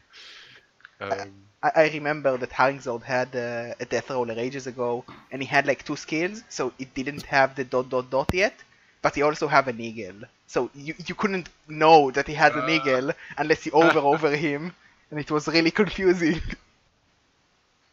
That's great. That's kind of like cheating, I think. Yeah. He's ashamed of it. That was... What have you got here then? So we've got Juggernaut as 4th skill on that pesticle instead of say tackle or piling on. What do you think about that? I like Juggernaut. I have Juggernaut in my killer. It leaves you with some pitch control and some safety for the killer, but I really like it after tackle, especially when you don't have tackle at all in this team. Yeah, like Juggernaut is nice, especially because it removes wrestle. Because wrestle is very annoying. Like having Juggernaut tackle means that the wrestle dodge player practically is a rookie for you, which helps a lot. But I like Juggernaut feels a little bit too early on this one. This is a no. Shut up. He has a couple of guard pieces, although one is mixed next game. The Baron Bordetella Pertusi. Funny name, by the way. Is it maybe Nigel? No, just mistake there. Maybe next game is okay. Yeah, he has a slightly confusing ball carrier with Agi4 and extra arms. You would expect big hand on a Agi4 player already. If you want Either big assistant. hand or sure hands. Sure hands, yeah. Oh yeah, I personally probably wouldn't have gone for the extra arms.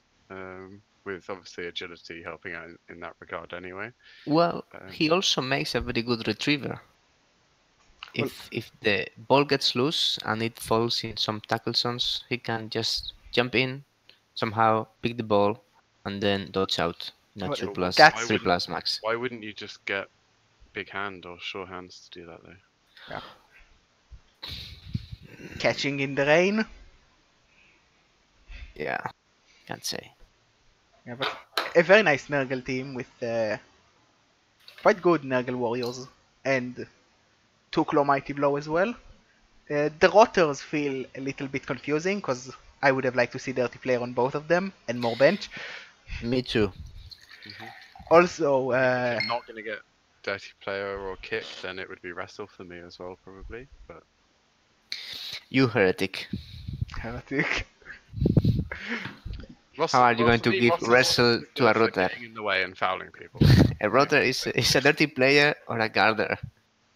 Like even kick feels a little bit weird because, especially if you have all 4 Pestigors and all 4 Nurgle warriors and the beast, that means you need to put the Nurgle warrior on the LOS instead of the rotor, which I'm not a fan of. I used to have this situation a lot, and it's because I used to have kick on one of my rotters, and I came up with this problem a lot.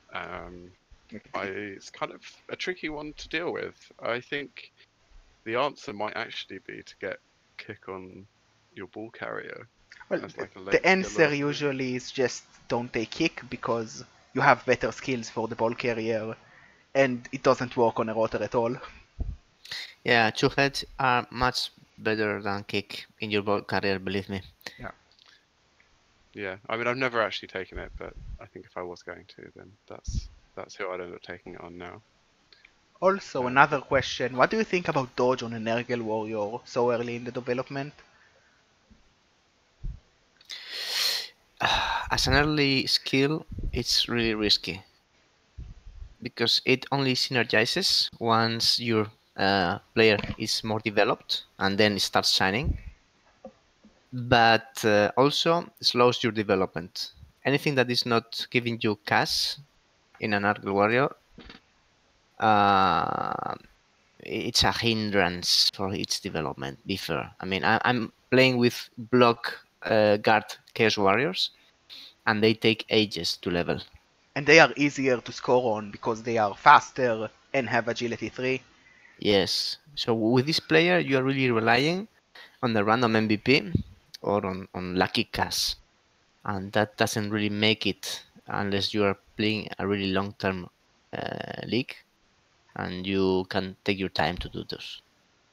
Yeah, I feel like in the long term it might be worth it because guard and stand firm on blodge is nasty, but it feels And really fall slow. appearance, yeah. I actually, if I'm honest, if I was to take the double, I probably wouldn't have taken dodge either. I probably would have taken diving tackle. Yeah, me too. Like it's the same problem with diving tackle. Really, it's so slow. You still need guard stand firm. You maybe can take stand firm first, but I would call you crazy because guard is still better. It's definitely very slow, Yeah. and you're going to be looking towards the future if you're picking this.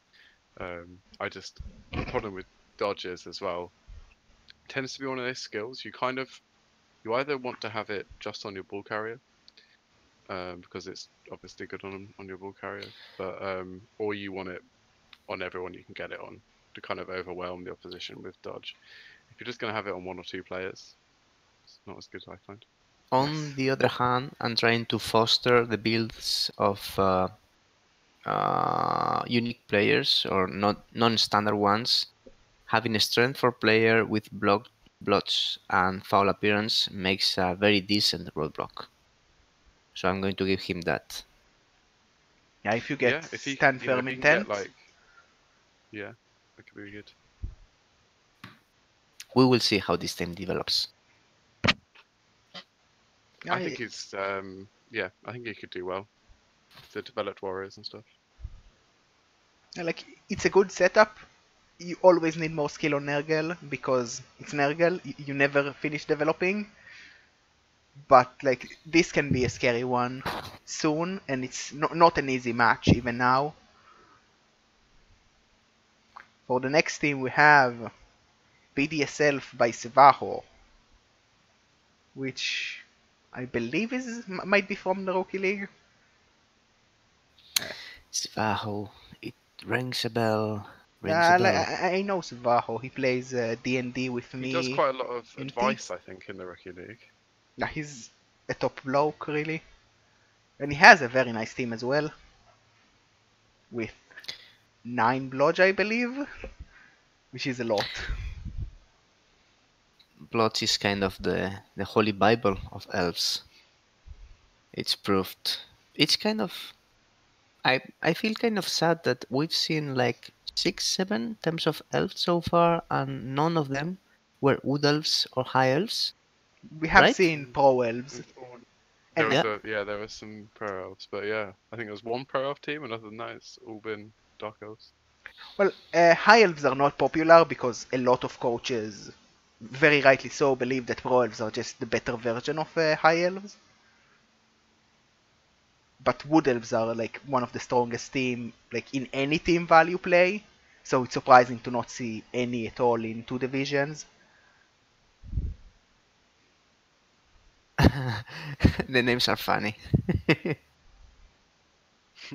Yes, they are. I maybe would have had Mighty Blow on one of the blitzers and guard on another one as well, instead of both Mighty Blow.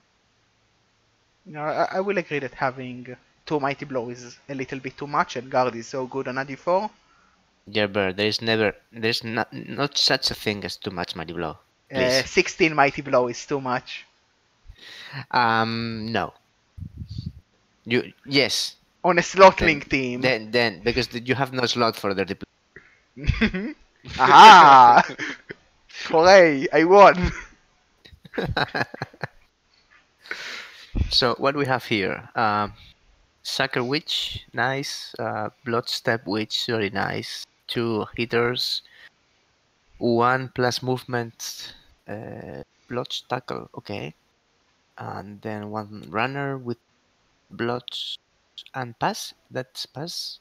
Okay, it's kind of quarterback in the builds and 1 guard. I'd say average but solid. Yeah, like this is rather boring as a team, but you just have everything you need to just play Elf. And like being an elf is usually enough to win games. Yeah, I mean, blanket agility 4 is a thing, so. So yeah, next team we have Bleeding Hippies team, Snow White and the Oh, Six Dwarfs.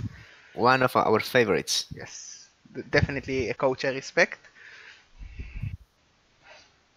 So, ooh, I see. Now this is looking more solid. This is a scary team, I would even say. Yeah. Like, two Blodge Bolt Centaurs with Break Tackle, one with Frenzy as well. Uh, 4 guard on the Chaos Dwarfs, 4 Mighty Blow, 2 of them on Claw Pieces, one with Jump Up, one with Piling On. Like, the Jump Up guy, if he What gets... what, what happens when you get piling on in Charves? With you when you have Claw Mighty Blow and you get piling on, you lose armor for some reason. Because I think it's the third player we've seen with Claw Mighty Blow piling on armor 8. Well, it makes sense, because, like, you drop on the floor and then someone kicks you in the head. Yeah, but they have thick skull. Yeah, but that doesn't save you from minus movement or minus armor. Okay. Um, very good looking team. Yes. The interesting player, actually, is not the really good chosen Bull Centaurs, I would say. It's the ball sucker Hobgoblin. That's not something you see every day, really. Also, no dirty player. That makes me sad. Also a blood hobgoblin. I assume he's going for a ball carrier with sure hands next level, because otherwise I would have taken guard. What do you think of playing? Because I've noticed I don't have experience playing Chars. But what do you think of making a hobgoblin the bull carrier instead of the bull centaur? It's like one of the more controversial things about chops, because like Hobgoblin with sure hands means you can just use the Bull Centaurs more aggressively and take more active skills and like just let them play. But the speed of the Bull Centaurs is a little bit tempting for the sure hands. I usually agree with the Hobgoblin Ball Carrier though, just because the Agility 3 is so nice. Because you don't fail pickups, as often at least. Yeah, I think it does tend to be one of the more dividing topics. It's one of those things that I think you can argue it quite well either way. I think ultimately what I've decided is that I'd carry with the Hobgoblin at lower team value. It can really be quite a headache trying to carry with a full center before it has things like break tackle. It's so easy for people to tie you down. But when you do get up to a higher team value like we have here with these centaurs with dodge and break tackle, etc., I think it does become a lot better to carry with them. It's really hard to get the ball off them. It just means that you have slightly less strength kind of out on the field influencing things. But It I depends personally, on the game field, because against elves carrying on the strength 4 definitely adds a lot for the team. But against Bash you really want those Bull Centaurs to be out there fighting. mm, Is this the first strip ball player we see in Division 2, maybe? Very possibly. Huh. yeah, I think Interesting. it might be. Didn't expect it to be like a Hobgoblin out of all the possible players. But yeah, it's interesting, isn't it? I guess again that kind of allows the even more so the ball centers to be out there getting into the thick of it. And you can have the hobgoblin back as more of a safety. Yeah, You don't have to. he can now take like guard on the Bull Centaurs instead of trying to get tackle, because you have a different Yeah, dedicated ball sucker. yeah. I've not actually seen it before, but I could see it working. I'd be intrigued to see how it went. Well, Bleeding Hippie is a good coach and he has a very good looking team, so I wouldn't be surprised to see him take this division. Yeah, definitely. Yeah, absolutely. For the next team we have the nostalgic memories of Lava Jackal. which is another Pro Elf team, which is nice to see because I had enough Dark Elf teams for one day. But we still have like 3 more in Division 1. Got some more crazy stuff going on here with the plus agilities and plus movements. The Strong thrower. arm thrower. Yeah. Like, it feels a little bit weird taking a safe throw on a Pro Elf thrower, because like, he's a wannabe high elf thrower now. Well, he's building him to be a fully 100% dedicated thrower. So can we get into the player stats and see how many passes he's made? He has 49 SPPs. I'd say that at 39 least half of passes and 2 MVPs. 39 passes. Yeah, that reads everything. So he's passing 39 all the day. passes in This guy. 20 matches. That's a lot. That's 2 passes a That's game. Like 2 a game. Yeah. That's a lot of passes. He's a great passer, actually. He can make long bomb in 3+, Yes. like long bomb silver. Ooh, we haven't reached him yet, but he's definitely a fan favorite thrower. Yeah.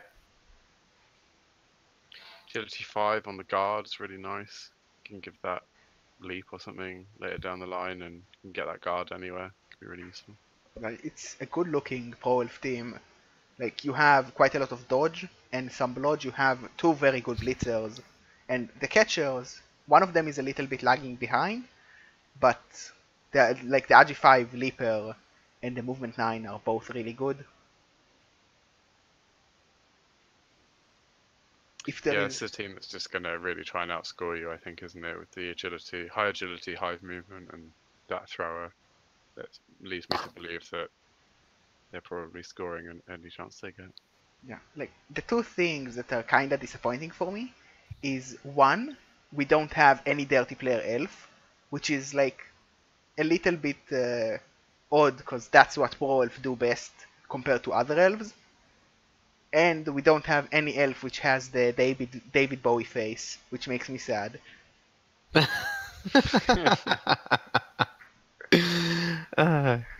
Amateurs. Yeah, like, let's be real. If it wasn't completely weird, we would have teams full of David Bowies, and that would be pretty funny. But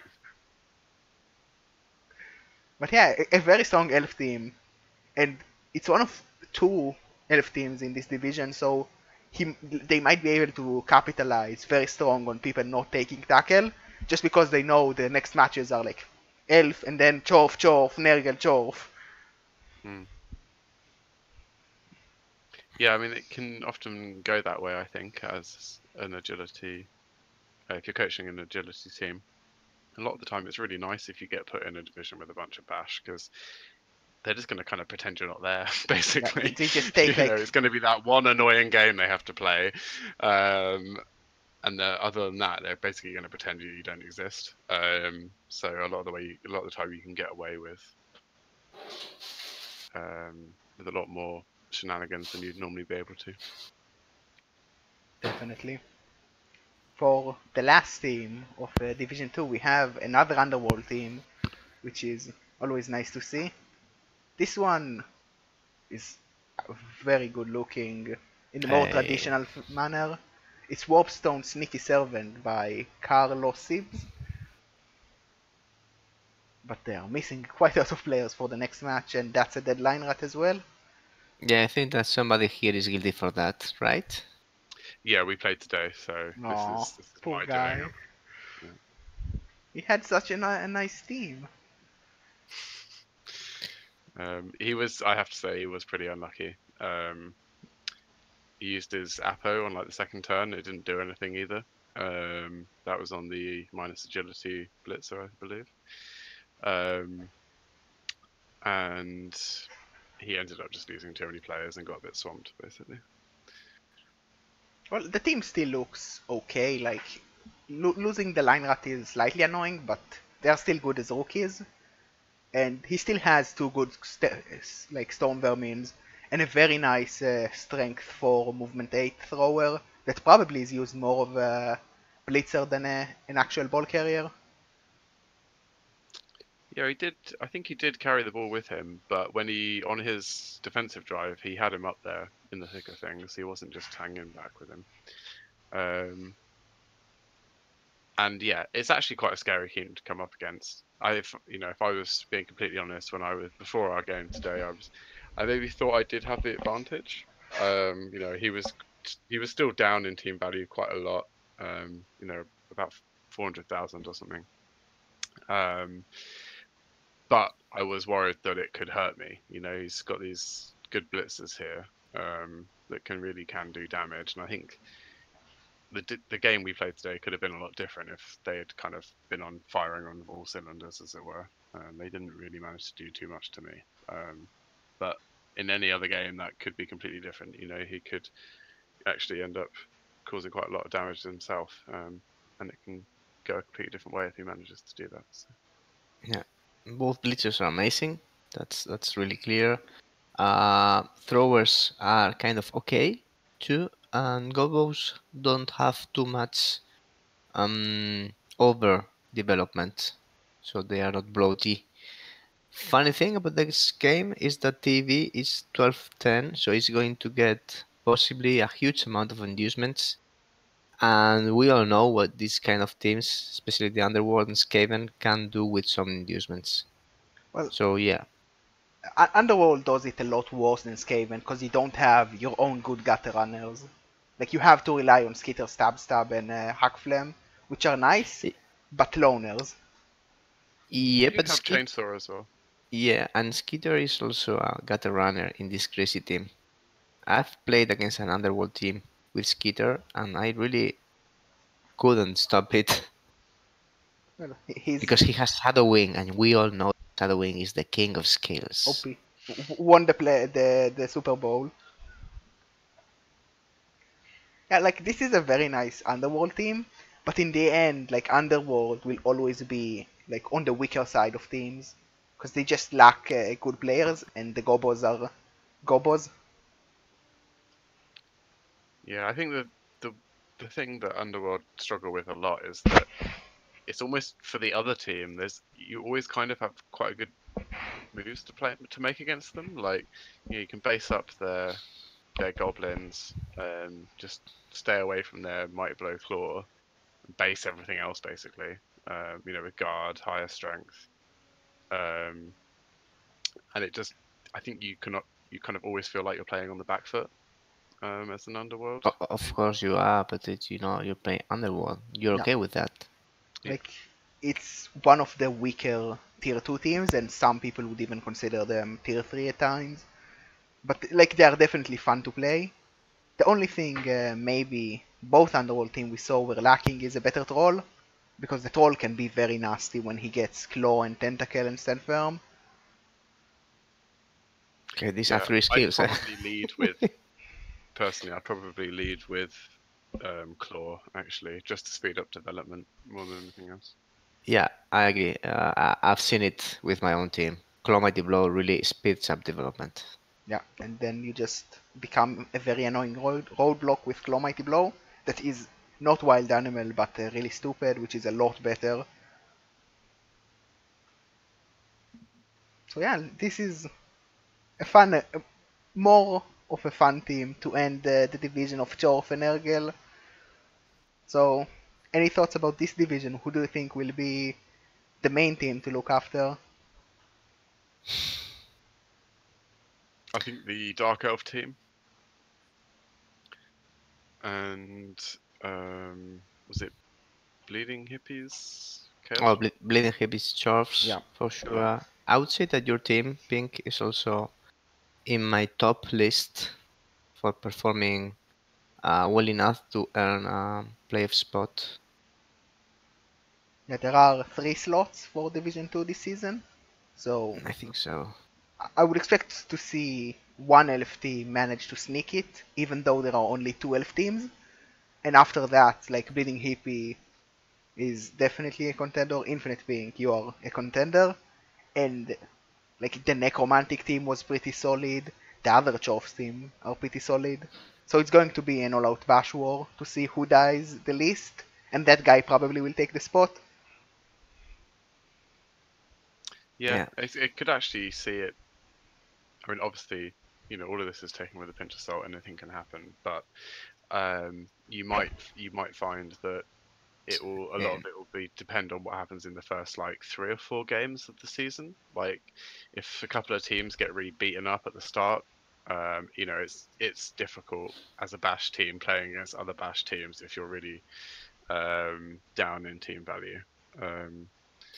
So if any teams get really beaten up early on, I think they'll struggle to come back. So that might help. You'll be a lot clearer after a few games who might be in a good chance. Yeah, there's some questions in the chat about human elves from JJ Cash. Yeah, the problem with humans is that you never know what they're going to do. They can perform really well, or they can just break apart. I think that in the division like this, where you're going to get so much bashed, like not being actual elves and having lots of AG3 players that are just going to get stuck on Claw Mighty Blow and eventually die, is going to be really painful. Because, like, yes, you have some elfy players, but you will have players like just die because they cannot retreat and reposition, and playing 7v versus 11 is never fun, and you don't really have the bash capacity to actually kill them. Of course, elf bullshit can always happen, but it's not going to be an easy season, I would say. Yeah, and regarding promotions for next season, at least 2 teams in Division 1 are re-rolling, that we know. But it's not clear if only Division 2 teams will be promoted. Maybe some Division 3 teams that perform above average can get the ticket too. So we will see. We will see. This looks like a really balanced and interesting division. Well, it's not very much balanced. It's a lot of bash, and it's going to be a bloodfest, I would say. That is balance in my language. Not enough dirty players, though. Not enough orcs. Where are the orcs? Well, where are the orcs? Yeah, I can't find orcs. There's no orc teams. Well, orcs. orcs, here they are in Division 1. Actually, only 2 of the orc teams are here. Here are the other 2 orcs. Satisfied?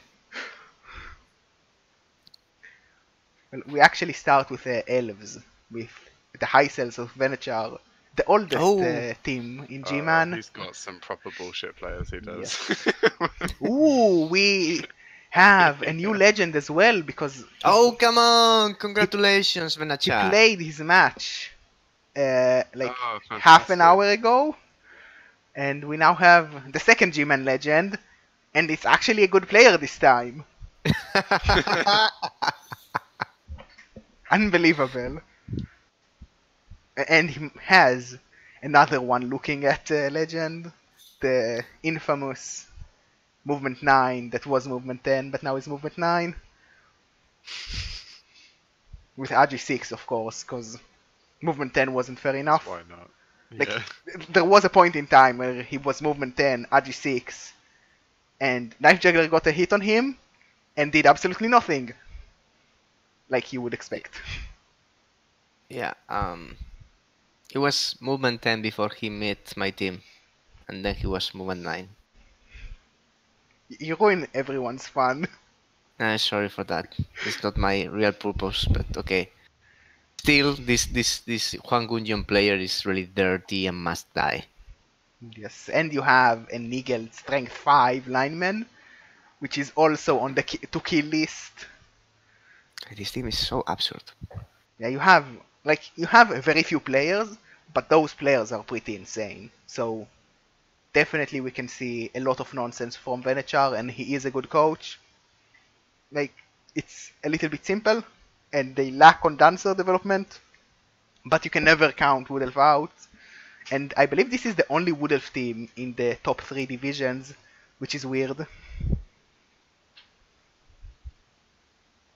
Yeah, that is quite strange. I don't think that's happened since I've been playing in Rebel.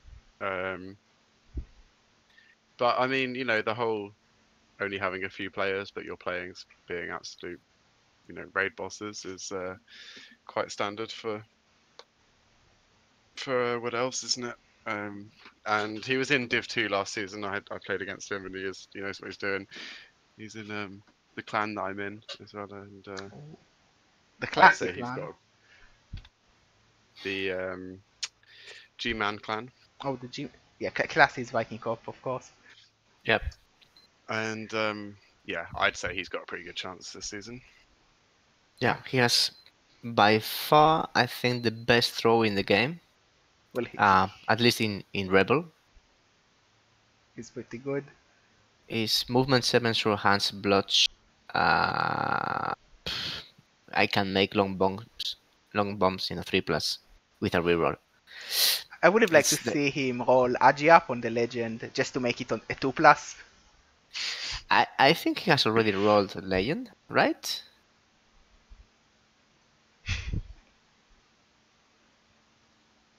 Yeah, that's the block, the legend skill. Yeah, this is blotch.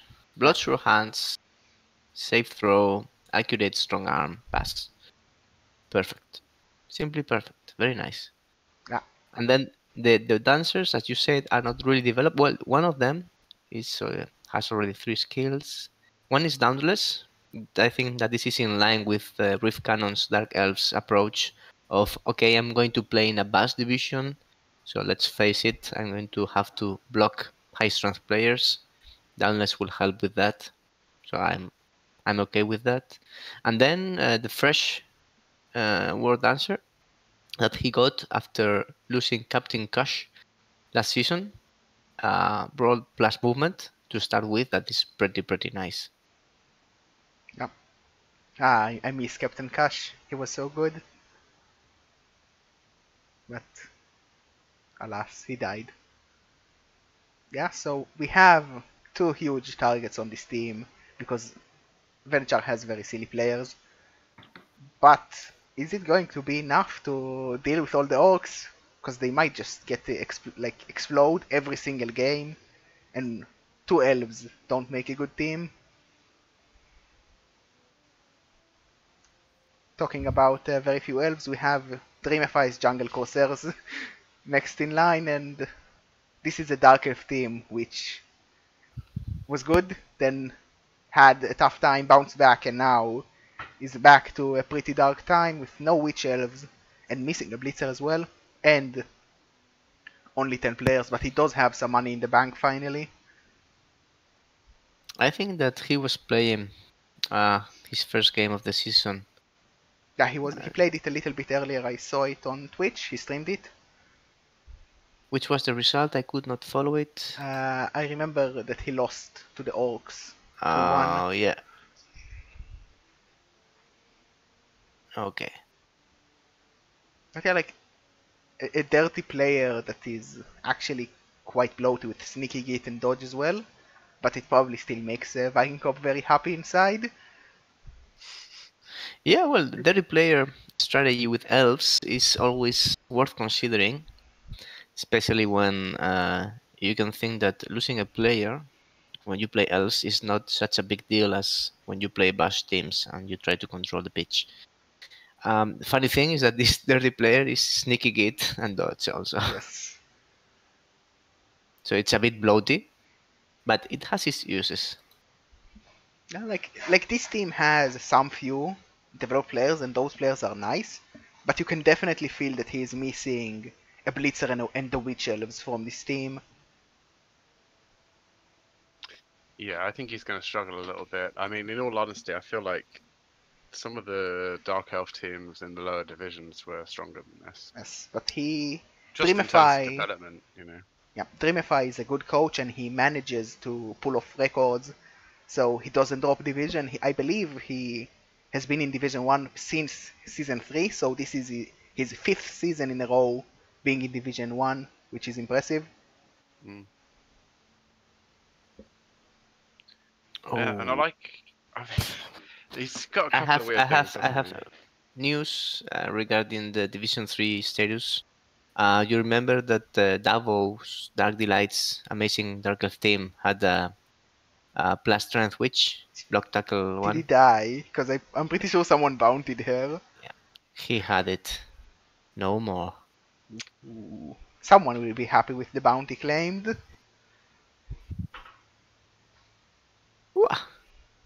Good start for the Gman season. Okay. Taking down the giant to begin with. Yeah. Also, Dream My Fire, now that I remember, lost his star player, which during the devastation. Ooh. That was a pity. But okay. Now he has mid, let's say, average to low TV in Gman 1. And that will that will give him some inducements in the shape of probably a wizard, some fodder for the front line, and that would be actually be helpful for him to win games. Yeah, he needs a little bit of boost. Like the team is not bad because it's elves, but it feels lackluster, especially after you see Venechar's like insane team with all the stats. Yeah, but this is every year's story or every season's story. Yeah, you don't have to see him or the teams at the beginning of the season, but Yeah. at the end of it. Like Dreamify definitely manages to perform rather well, and Venechar did drop to Division 2 after being a long while in Division 1, so Dreamify outlasted him in Division 1. So maybe Dreamify is still in the better position. We may never Yeah, know. do never count out Dreamify, because last season he started really with a streak of losses. He was like 0-1-4 at the beginning, and he then managed to win 4 games in a row. And at the end of the season, he was mid high table. So Yes. He actually deserves to stay in Division 1, unlike a certain or coach that might be on this stream. no, he is a very good coach. I like watching his streams. Talking about all coaches that might not deserve being in Division 1, we have the very famous question that probably we already all know the answer, but I still believe we might change the answer. We have maybe Orc will work, coached by me, with an actually good looking team because we bought a blitzer off the market and got quite a lot of levels in the open invitational. So you had a nice off-season games, Yes. I see. Okay. Oh, I like the name of the new blitzer, Officer Gonzalez. Well, it's not. I bought him from Hole's team, which I don't remember the name of. So you changed his name? No, like I bought him off the market. It's not. I didn't name him. No, I know that I know that you didn't have this last season because you had Argent Horse Rider. I'm sorry for that. Well, now we have a team with one doubles because a guard lino died as well. But Oh, it's a good one. He actually killed someone with diving tackle once, which was very funny. and we have the new thrower. Okay, and then a Russell Dirty player. I think that your team is looking really nice to begin the season. Which is the injury in the knife? It's a It's a niggle in niggle knife because juggler. he's Yeah. an idiot and niggled himself. Yeah, I remember. He fall himself. Maybe in a go for it or in a dodge. In a dodge. And like he Yeah. died, Apo said, I can save him, but he's going to be even worse. Well, then you have a meme for your Well, team. he was a meme before reaching legend, but now he's like a very, very good meme. Mm. What I like from your team is that you have really a lot of stand firm players, and this is really annoying I know. for most teams. Well, like the plan is like the blitzer I bought felt a little bit out of place because I don't like more than one piling on player. I would have preferred it to be guard, but the other options were like very slow blitzers. There was a movement tackle blitzer, which is nice, but I need players that are good now and not in 10 games. So he might be a little bit suboptimal, but the game plan is to go for pretty much guard stand firm on all the blitzers outside of knife juggler. And I even considered stand firm for him, but Juggernaut was too good. Yeah, Yeah, I like it. Loads of guard, loads of stand firm. It's going to be difficult to deal with, definitely. Well, very annoying team to play against, for sure. Yeah, I rate my chances this season better than last season, I think. But like we might just die to the claw, which happens a lot. There is less claw this season in Gman 1 than last one. Because we have no Necro. KG is gone. Yeah, but KG was like the easiest match for me because I killed his Mighty Blow Wolf. Ooh, that's brave. Like first turn, he left his Mighty Blow Wolf open. Like Knife Juggler came in, minus agid him. He didn't regen, and after that, like KG pretty much gave up because Skeletor was also off the pitch for that game because he was MNG. Skeletor must die. Yes. Well, now he's retired, and no one likes it because he's not dead. Last week, and during the Super Stat Shootout, what's it the name? He was playing, with AV7, and I insisted on having the bounty still active on him. And there was a point in the game I was so pissed that I doubled the bounty and said, "Okay, come on! If you kill him, you get double of the price." It was like 40 euro, 60 euro, I don't know, but still he survived. I'm sad. Yeah, that made me sad as well. I wanted to see an Agi 3 Mummy touchdown, but sadly it wasn't the day for that type of silliness. Pity. Well, for the The next... two games yeah. No, you can keep talking. No, I just wanted to say that the only two games I've played against KG's Necros, this player, Skeletor, has really ruined my plays in all the ways possible. I will miss him. Yeah. Well, it was really weird seeing KG reroll from Necro to more Necro. It's not a common thing to do, really. But yeah, now we have more orcs in Division 1, because we need more orcs. We didn't have any orcs until now. That's quite rare to see as well, so little orcs. Well, everyone, all the orcs promoted to Division 1 because it's a very good race. No bias. No bias. Like, it's so good that even when you need to demote orcs, you still keep them in Division 1, because they're orcs. Sounds about right. Yeah. So what we have in here? We have Halup. That is a nice coach. I played against him a couple of seasons ago in Division 2. He has one of the funniest names for his players around, with clearly Japanese theme. And he used to have a goblin. I don't see the goblin anymore. He's right here, down there, with agility 4. Yeah, short left in the sprint. way. Yeah, so what he doesn't have anymore is the troll. Yes, he is missing a troll, which makes the Gobbo a lot weaker.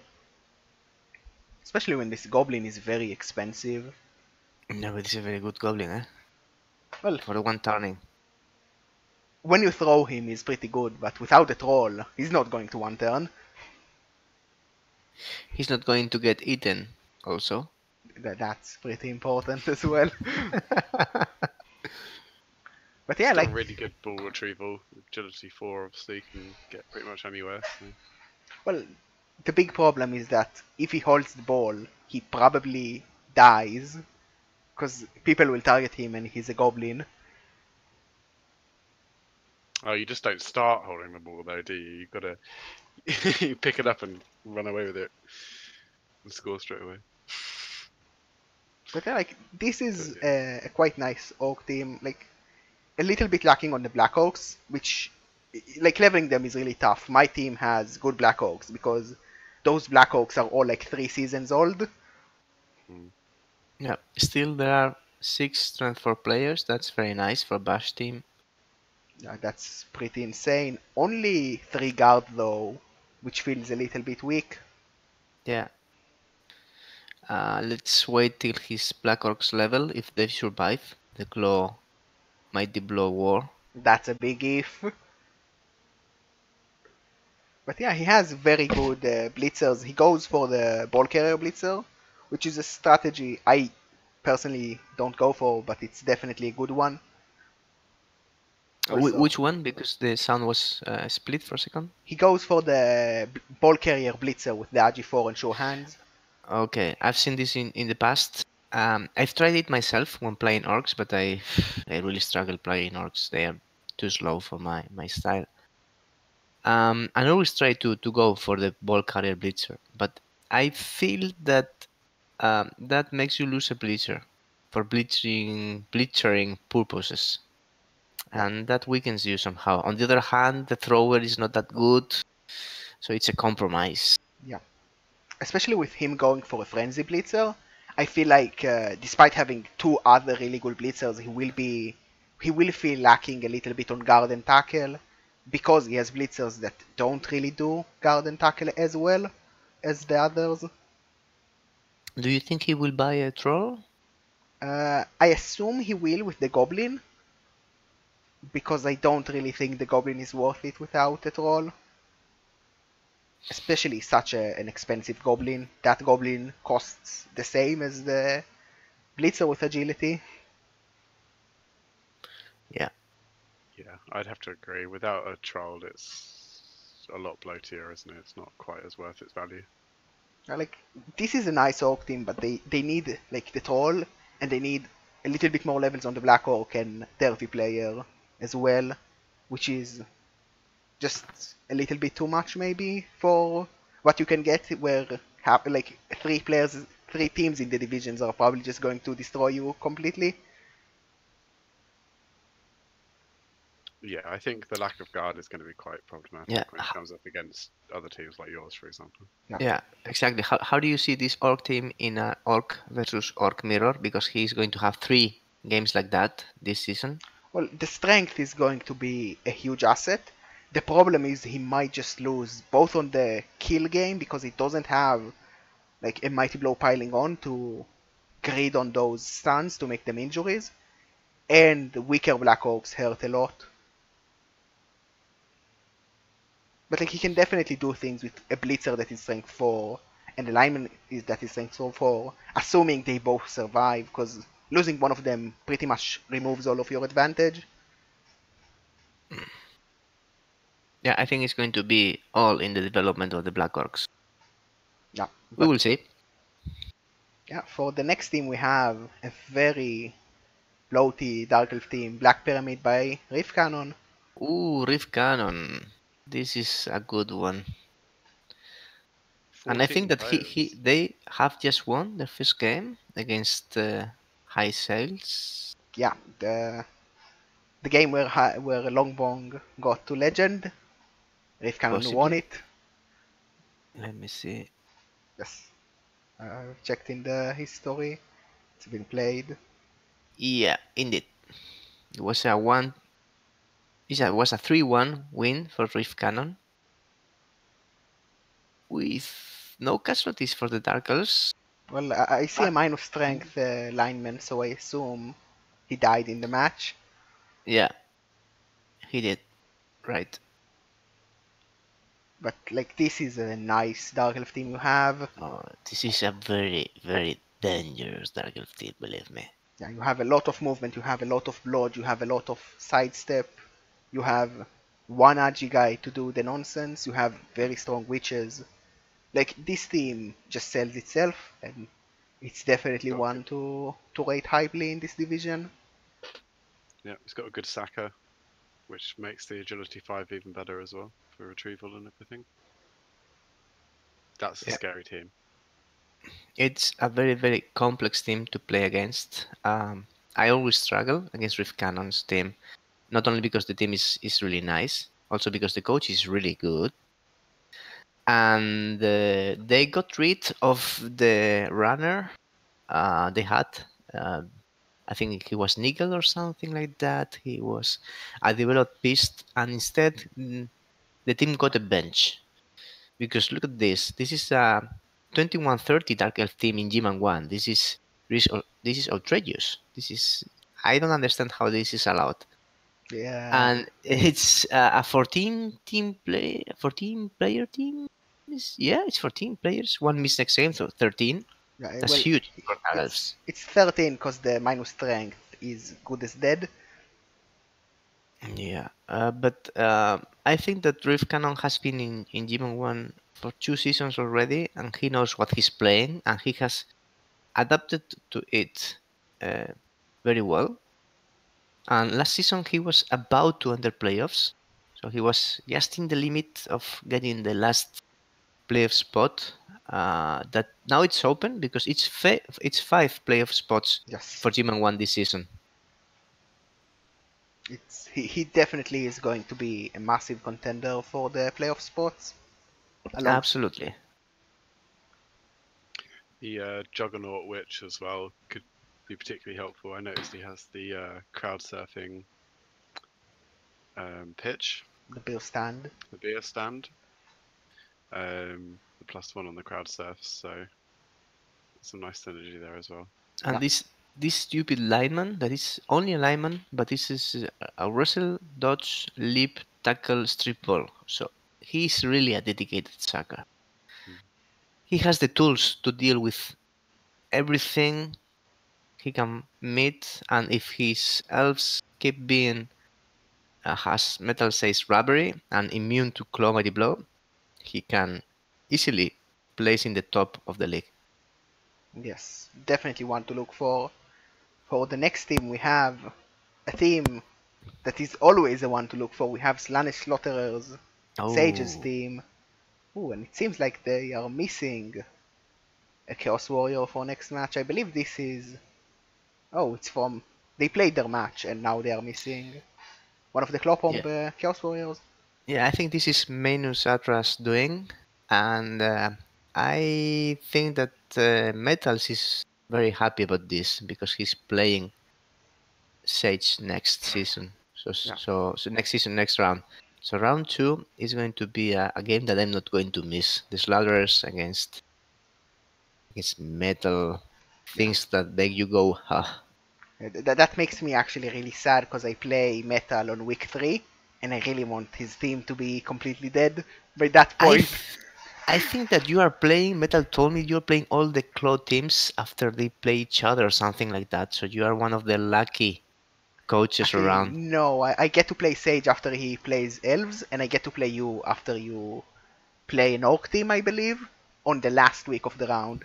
So Mm. it's, So it's not we're too bad. closing the round. Okay, the season, nice.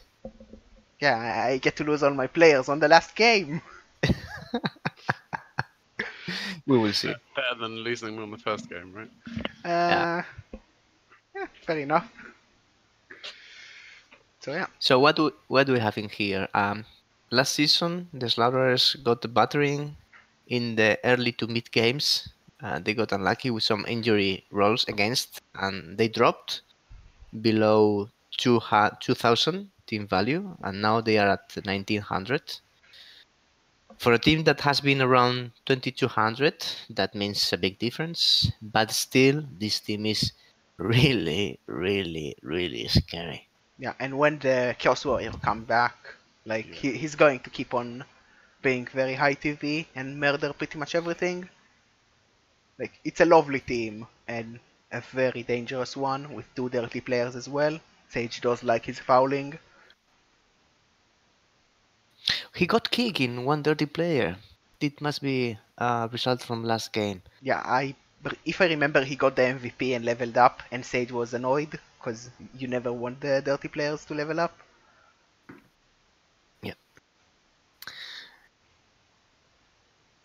Yeah. Yep. No, really nice looking team. Not bloaty, I'd say.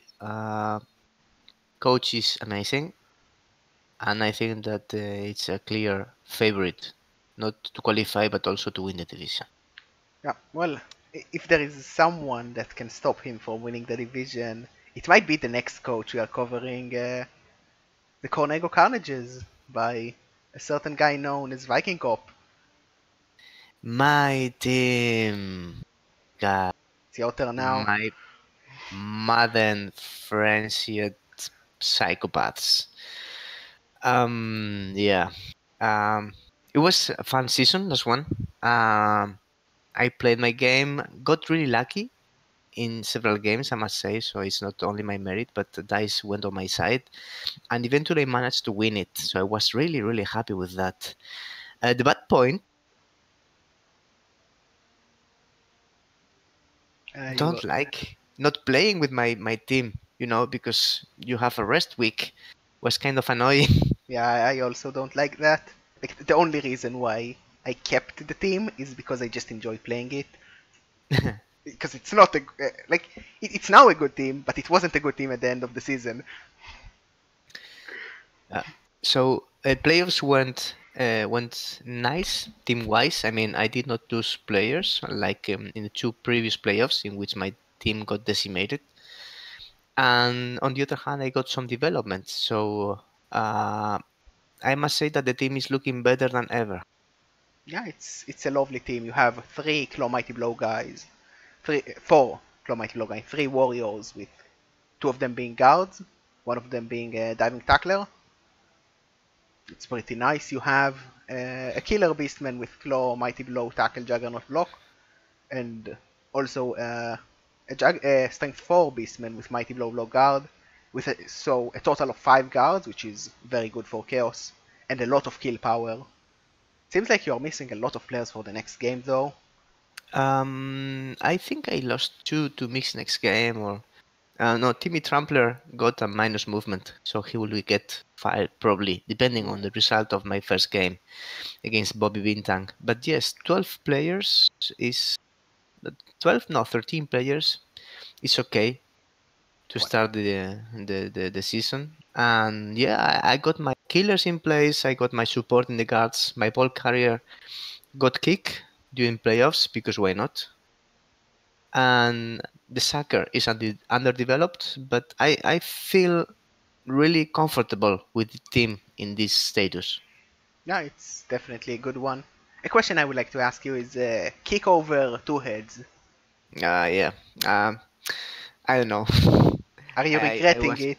I was yes, I am regretting this because it costed me the win in the round of 8 during playoffs. But still, I wanted to go for something different, and kick is really useful to prevent, or to not to prevent, but to disrupt one turn touchdowns. That is one of the weak points of these squads against AG teams. You always want to prevent them to scoring really quick in a single turn, and Yeah, getting the game in the bag. But yeah. yes, not the best optimal build. Still, I kind of like him. But Walgors, the ball carrier, was the guy who won me the first playoff game I ever played in the most crazy Blood Bowl play I remember in the last years. So he deserves credit. Yeah, he's a nice player in the end, even if he didn't roll two agi ups like a certain dead ball carrier. Yeah, like I would rate your team once again as a like going to even win this division twice in a row. It's probably going to be a head-to-head between you and Sage, and it really depends on how you do against the elves, because the elves are the wild cards. So yeah, Yeah, your for teams are actually quite similar, I'd say. yeah, Vikop has more, I think, guard, and he's a little bit more well-rounded, and Sage goes for more piling on, which really reflects how the coaches play. Mm. Now, Yes, because we Sage didn't, is more aggressive. yeah, That's true. because we didn't have enough claw teams, we need to go for the last claw team of this division, which is Metal's team. Things that make you go ah or ah. Uh, uh. It's uh, a so yeah. This is definitely I like this build, so I put it on all my Nergal Warriors team with Mighty Blow, Block, Claw, Guard, and one that died, but also was on that same route. I think it is the best progression for the Naga Warriors, definitely. you go Mighty Blow first instead of Block? Well, Just I think asking. it depends where you are. If you were starting a team fresh, I'd definitely go Mighty Blow first, because you're probably not looking to do hugely well in your first season or so anyway. So you just want to build up as quickly as possible. If in this situation, for example, where the ancient stepmother, some new warrior on the team, surrounded by a bunch of already built up players, I'd be more inclined to go block first, so they can at least just kind of be useful. You can just kind of stick them in there, get in people's way a little bit more disposable. If you're already in a high division and you're wanting to do well right now, I'd say, and you've already got a load of Mighty Blow core, I think block's quite good. I'd be more inclined to go block maybe, but at the start, on a fresher team, I'd definitely go the route that he's gone on his warriors, which is the Mighty Blow, block, claw. Yeah, he has those three amazing Nurgle warriors alongside the block beast with guards and firm and a very nice ball carrier. Like the other three pestigores, like he has a frenzy surfer guy who took his skills in the wrong order, and a nice ball sucker and a nice strength 4 that is probably going to be some sort of killer. So a very good Nurgle team. If he didn't lose his last Nurgle warrior, like this team would be insane. Yeah, I'd say so. And I mean, the agility 5 can change the game for him. Being able to run through tackle zones, pick up the ball wherever he wants. Stuff that you're not normally going to be able to do as a Nurgle team can really change the way you play. I think he's got a frenzy piece for surfing. Yeah, I mean it's really well-rounded, strong team. I think he's going to do well. Definitely one to look for. He was also close to qualifying for playoffs next season, but he dropped his own chance by going a little bit potato. I think he didn't Came down have to luck. the last game, didn't it, of the season? I think. Yeah. Yeah, in a couple of last games against elves, the lack of tackle maybe made him pay in the killing pieces. Still, this ball carrier Pestigor is an amazing piece, and then the team is well rounded.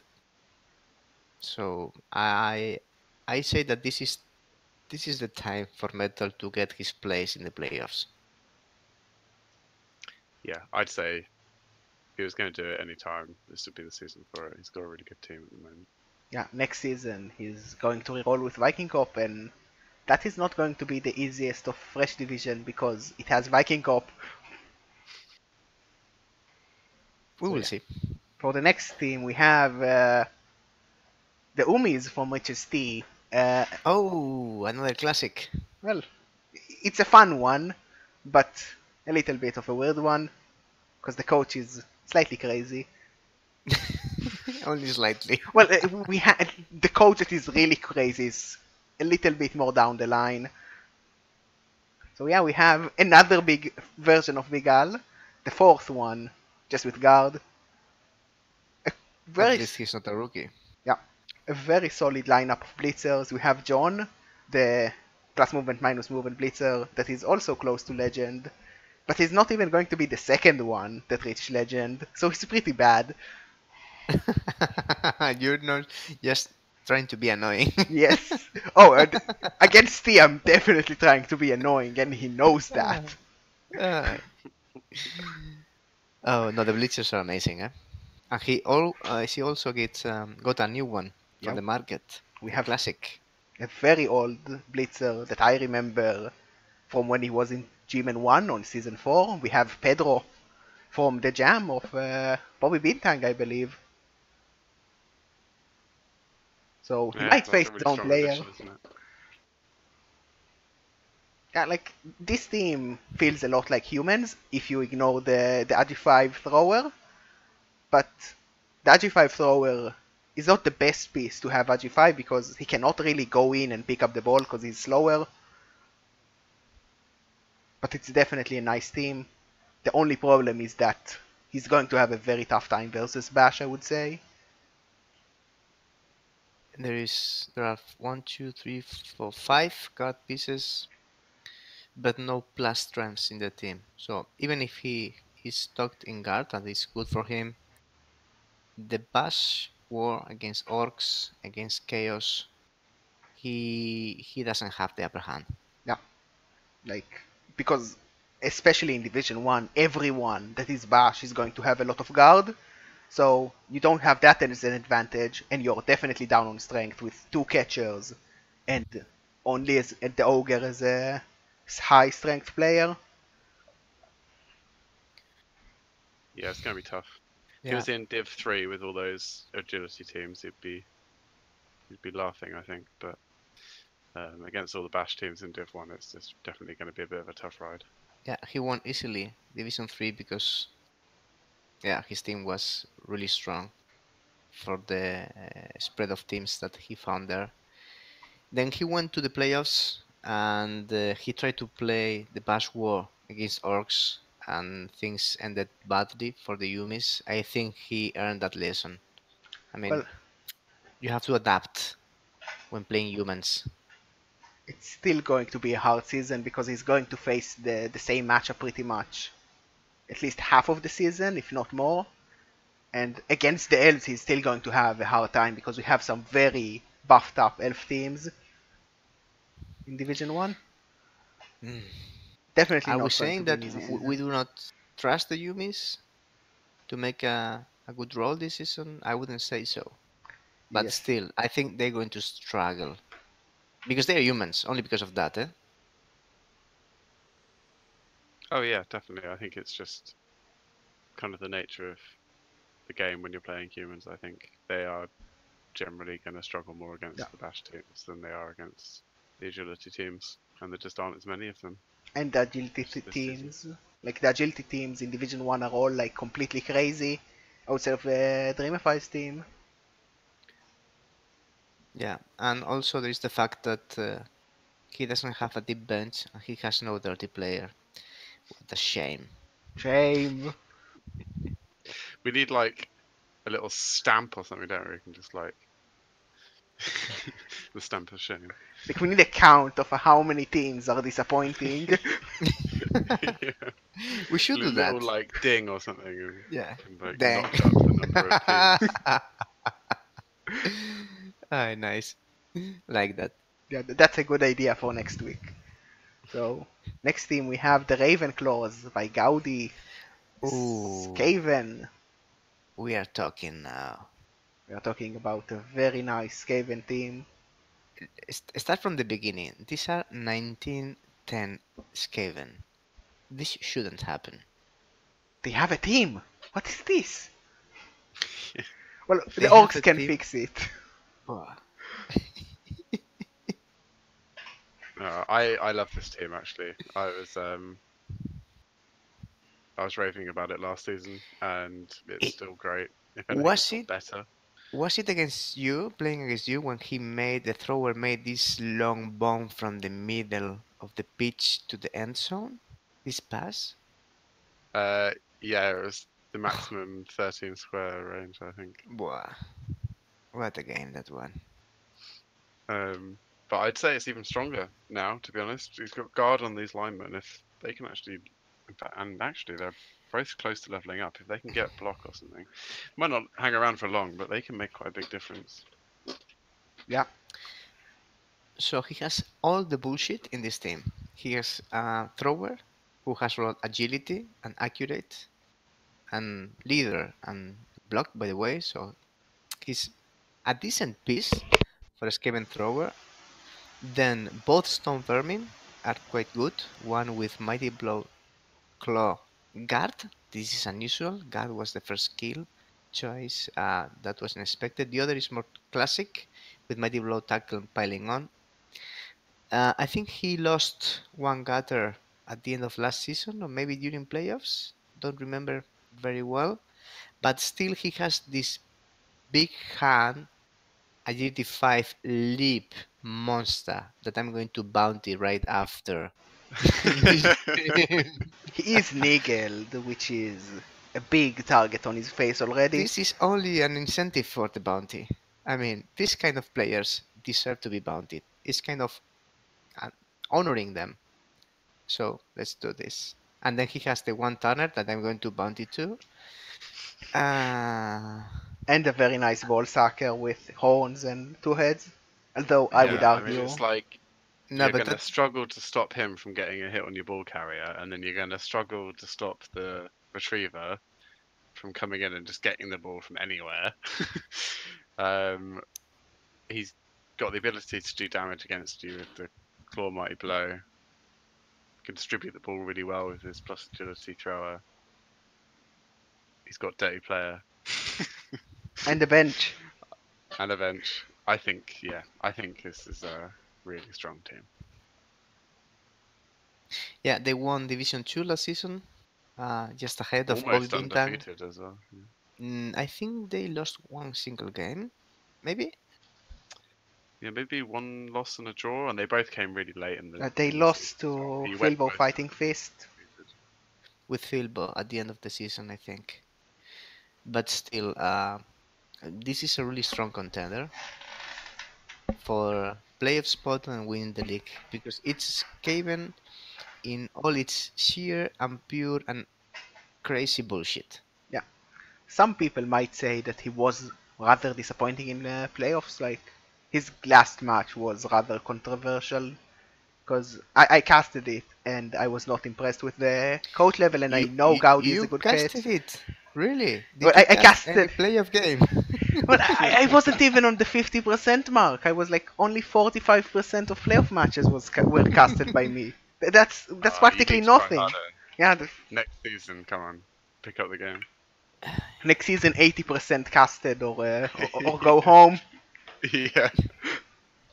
It's like, don't sleep. You don't need that. Well, anyone can have a bad game. Yeah, It bad days happens. happen. Bad days happen. True. Yeah, but he's definitely one to look out for. But then again, like Division One, everyone is one to look out for. Really, that's the point of Division One, I would say. That's true. That's absolutely true. Yeah. So for the next team, we have the famous Orc team, Filbo's Fighting Fist. Oh, The the team classic. who pile on with the ball carrier. He has made himself a name because of that. And I think it was in the first game last season. Will we see a repeat of that? Probably not. So let's see what we have here. We have a orc thrower who wants to be an elf because he rolled plus movement but lost armor and got blodge and accurate. And then some linemen. I see some dirty player. I approve. Ooh, I'm happy. Good job, Philbo. I don't approve of Good kick. job. What do you give a dirty player if he levels Wrestle. again? Wrestle, and after that you fire him. Mm, Because Agree. that's what I do usually. You give them wrestle, and after that you kick them on the third level. well, I've heard of the theory of giving kick and dirty player to some piece, to a piece, and then you can use the kick skill with him while defending, and then foul with Bandon until he's sent off.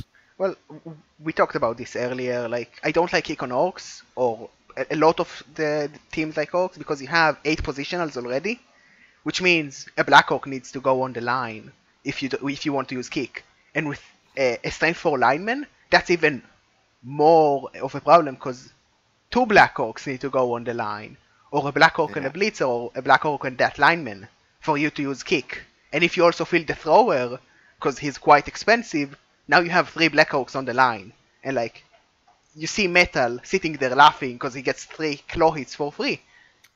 that is true, but you will not always be playing metal. Yeah, You will but play Dark Elves, you will be playing some other orcs. well, the orcs are very happy to foul your black orc turn 1. At least I would be very happy to do that.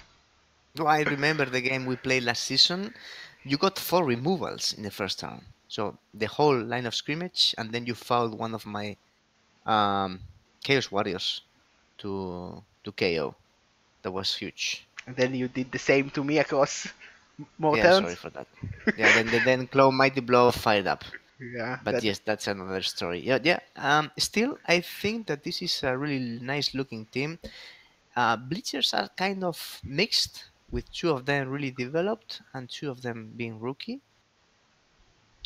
I'd say maybe just on average he has maybe a little bit too much mighty blow and not enough guard. yes, I Oh would yeah, definitely agree. I think maybe the ratio there is there not quite is right. But there is no guard in this team. Like one guard is not Oof, going to be enough against any of the bash teams, and some of the elf teams will outguard you. oof, oof. He needs to level up Duke Rob as soon as possible, and also Duke Christoph returns. I wouldn't be surprised to see guard instead of block in his first level. Yeah. When you need guard so much, you just take it. I would expect the blitzers to also just take guard first skill as well. Still, Duke Hans the second, the Black Orc has just leveled, so I, unless he has rolled something like plus strength, uh, in case I will bounty him, I expect him to find guard in this piece, Wait, did you even like for block. bounty all of Venechar's team because they all have stats over there? No, I'm not bounting any legend because they are so lovely Oh, and they are classic of the league. So I'm not bounting Knife like Juggler neither. yeah, but that's And I because had he's shit. yeah, well, I have my reasons. And I did bounty Juan Gunjon a couple of seasons ago when Benachar was playing in Gman 1. Everybody tried so hard to kill him because the bounty was like 20 euro for killing, double the price if you kill him with lightning bolt, and he was being bolted game after game. It was I, so funny. I definitely tried to kill him as well. And Uh, Riff tried to. I remember Riff writing in chat something like, "Excuse me for this, but I have to do this," and just bolt him out of nowhere. And eventually it was me who mained him and gave him minus movement.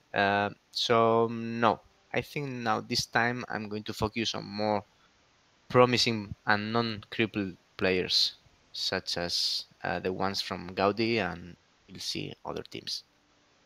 yeah. Well, Philbo is pretty strong on the bashing. He did smash Gaudi's team last time, so you can't really count him out, but low guard will help for him a lot.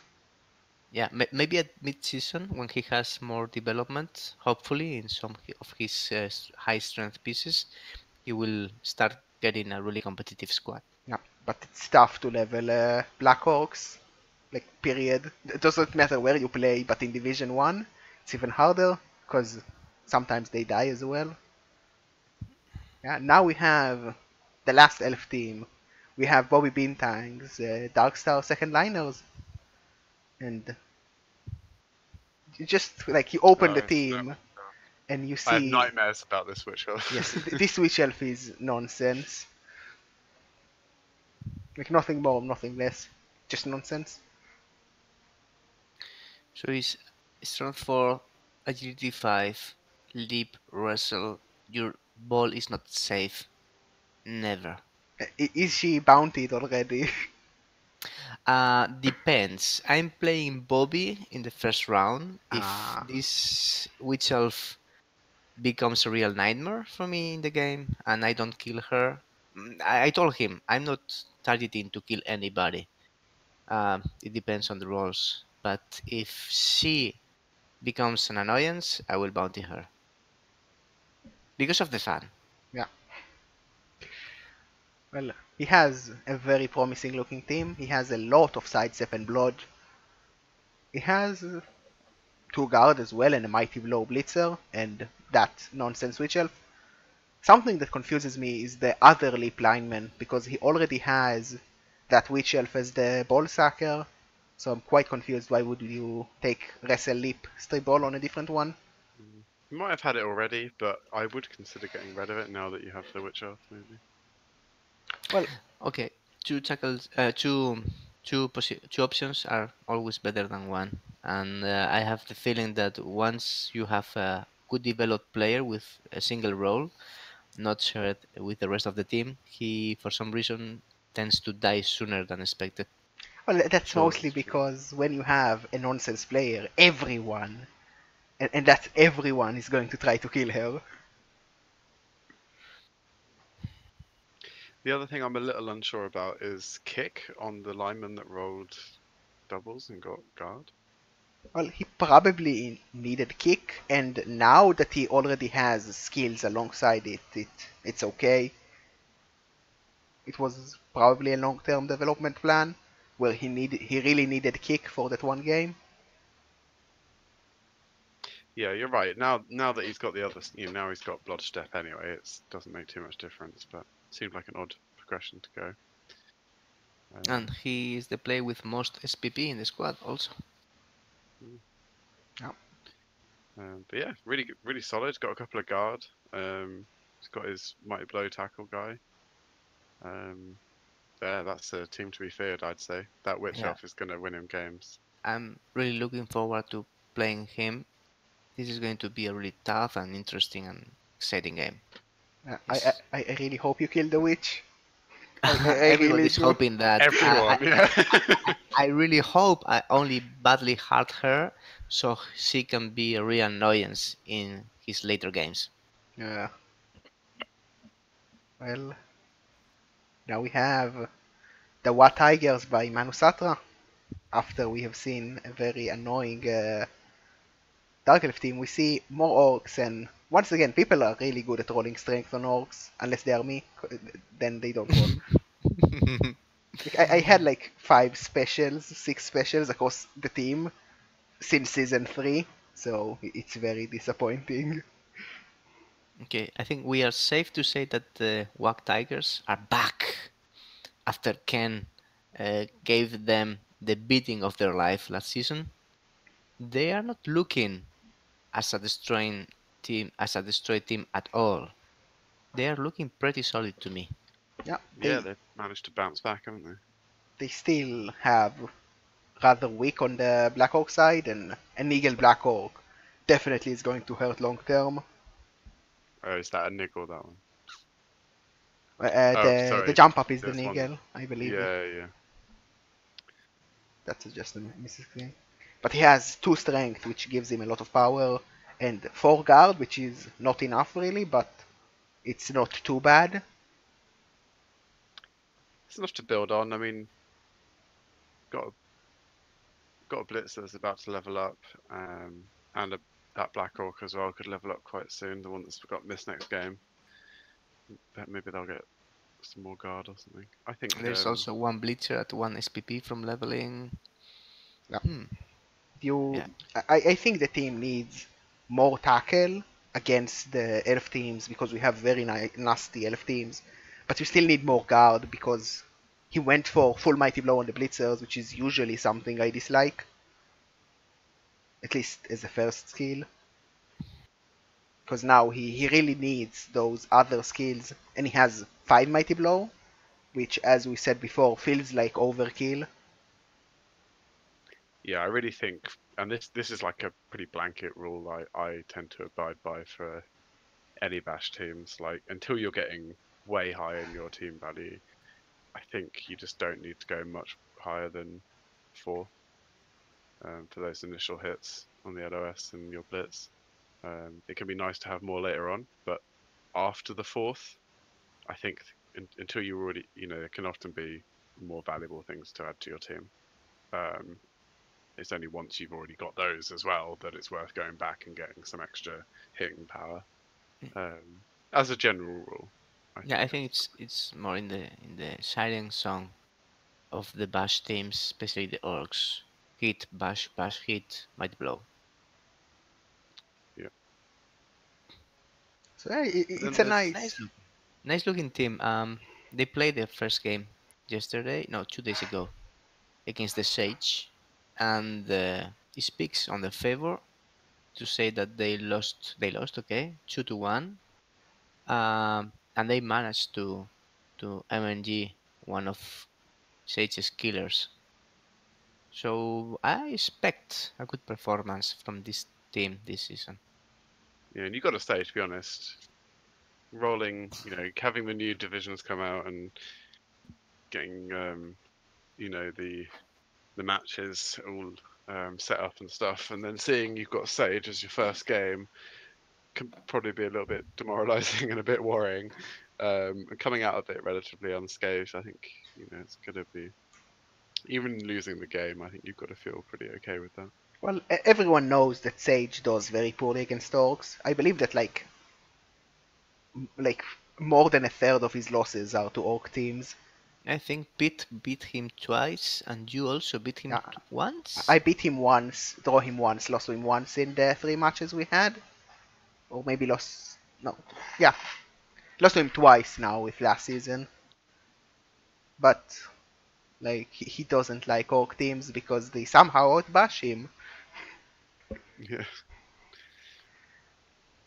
it can happen. If they win the toss or something, and they get a couple of early removals.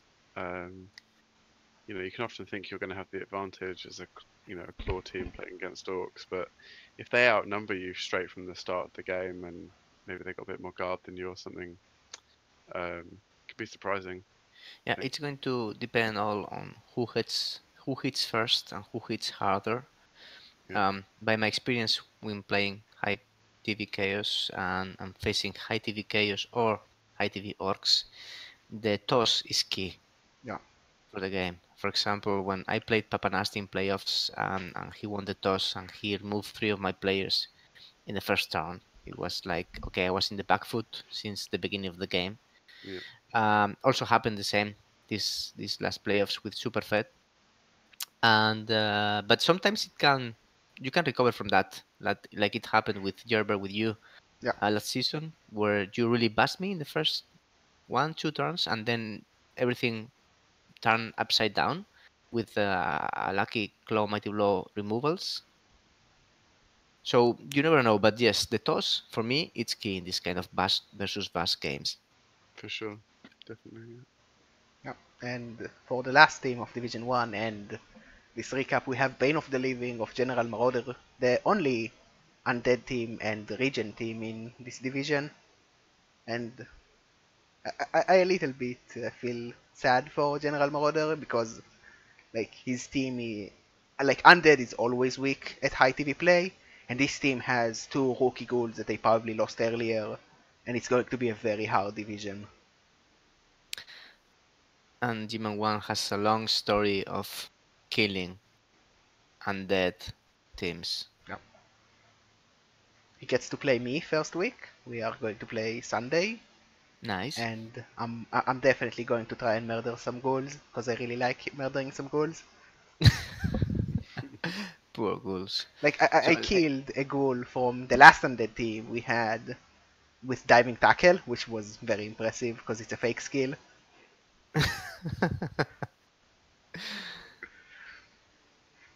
okay, so what we have in here? Let's make a proper assessment. So we have 2 developed mummies, one of them with block, that is nice. Then the whites are also looking quite nice. Plots, mighty blow, guard, and then a clear. No dedicated ball carrier, I right? believe he died. Like one of them probably was a dedicated ball carrier, I would assume. Hmm. And then surfer, the player guard, and 2 wrestle zombies. Okay, not bad. I wouldn't say this team looks good. What I don't say is that this team looks good in Gman 1. Yeah.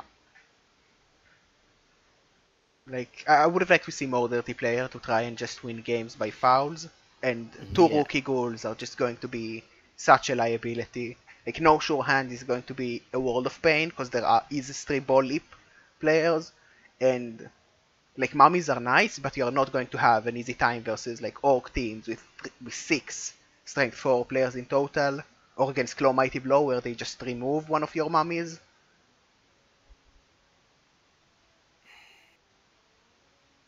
Yeah, I think he'll have a bit of a tough time, won't he? He's kind of just seems a little bit lacking compared to some of the other teams. It's not like you said. It's actually a really nice team. Um, it's got a decent amount of guard, but maybe just not quite enough to contend with the other teams. It's got a little bit of tackle, but again, maybe just not quite enough to contend with the elf teams. Maybe after, I don't know, maybe if you can level those ghouls up quickly, in the first few games or something, it would look a bit better. But I I'm not sure. I'm not an expert in undead teams. I think I would go for a very deep bench and make fouling the primary strategy uh, to survive in this division. Because if it goes bad, okay, you lose zombies. It's okay. If it goes well, can win you the game. And I don't know. Yeah, Undead I know. team. Undead is like definitely the team where you really feel like it's a low TV team, because most of the team relies on the mummies, which are amazing players.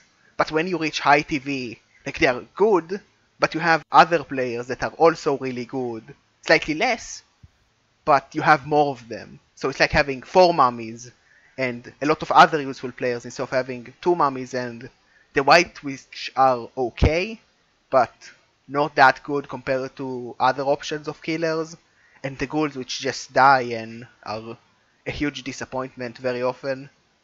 Mm, yeah, it's also worth mentioning now that I remember it that this team was the only team in Division 3 last season to lose to the Bargain Branchers. Uh, So you never know. You never know. At the end of the season, I think they won it. So that's a plus for them. And they played well and they did well in the playoffs, losing to Squiggy, doing Squiggy things again. Always squeaky. Hail Squiggy. Praise him. Respect. Praise Yeah, Yasin, F for him. yes. Remember. But I know I've played two seasons in Gman One and the teams really are not Nuffle's favorites in there. Yeah, it's a tough time for Undead. Like, do well, go to Division 1, then, like, your team is obliterated, so you reroll. Like, yeah, we've I seen. mean, Hmm? yeah, yeah. I mean, anything could happen for them, and they clearly know how to play them to a high standard. So I feel like you wouldn't want to count them out, but they're definitely one of the underdogs here. Yeah, I would say that General Marauder and Rich's T probably failed. Like, and Dreamify are, are going to feel the pain with a lot of very scary developed teams around. So yeah, that Definitely. was Division 1. We have 5 playoff spots this season. And this is like the most interesting division, really. So Even with 5 playoff spots, it still feels like there's so many yeah, still going to be a nightmare to get up there because there's a lot of teams here that I feel like could easily do it. We've got the High Sails, the Black Pyramid, and Ravenclaws for the agility teams that I think have a really good shot, and then you've got both the Chaos teams, the Nurgle team, and at least one or two Orc teams there that like definitely have a good shot. I didn't even talk about Bobby Bintang's yeah, Dark Elf. Like I'd say most of the teams here have like a really good shot. So it's definitely going to be a matter of how well you survive the murder as the elves, and how well you survive the murder as the bash team against the claw. Because I think the claw teams, like, they have a very safe spot unless the elves are going to just have, like, if you lose to 3 out of the 4 elves, you probably might lose the playoff spot just on that. And we have seen Nergal and Chaos like doing poorly against elves because they don't have as much anti-elf skills as the other teams. Yeah, yeah, for sure. I think you could have a similar thing here where the agility teams end up doing fairly well because all the bash teams are worried about each other, and then the agility teams kind of slip through. That like this is a very tough call. I'm still going to gamble on Viking Cup winning the whole thing because it's a pretty safe bet. But the other four slots are going to be nearly impossible to guess. Like any sort of guess you make is rather likely, I would say. Yeah, definitely. It's going to be really interesting. Like, it's going to be very tight, I think, the whole season as well. I can't imagine it's going to be. It's gonna be an amazing season. I feel it before Well, I just start playing games. if Viking Cup feels it, then we know for sure. I think also with the 5 playoff spots, like, that's going to mean that, or it should, I'd imagine, mean that even till quite late on in the season, a lot of teams are going to have the potential to get into one of those slots. If it'll be quite easy for them to say, if all I have to do is win these last few games, and I'll be able to get in there. So um, it's going to be really tight, I think, right up until the end. Yeah, I think that like even if Viking Cup and Sage do get an amazing win streak, like they had last season, we still have enough playoff spot to make it so everyone is in the competition, and it's not like one guy that is doing really well, but that's the only real contender. So yeah, the Division 1 is going to be a fun time. No, I just wanted to get out there and start murdering each other. That's everyone's wishes, isn't it? So yeah, um, I'm very happy to have this fifth playoff spot available this time because I think that some of the best, not only the best teams, but the best coaches around eventually end in the top divisions, and it's kind of punishing them for not qualifying because 1-2 points difference between the third classified or the fourth classified. It's kind of unfair, my opinion. So I was really happy when I saw that this season we got some extra spots in all the top divisions in the Rebel. And yeah, this is going to be a very fun competition. Yeah, it's a change that I definitely agree with and somewhat pushed for. It's sort of an experiment at this point, but I really hope it's going to stay. So yeah, that was the top three divisions of G-Man. All of them are rather interesting. Obviously, the top one is the most interesting, but Division mostly 2 is also because I'm completely non-biased when I say that, of course. sure. No, yeah. All three divisions are going to be very exciting. I think that the level of development of the teams in three different levels, say it like that, is interesting per se. I'm rerolling next season. You know this. I've already Announced it agreed like with 2 seasons Metal, ago. and I'm going to reroll to Chaos again because I'm a Chaos coach It, and I like the team.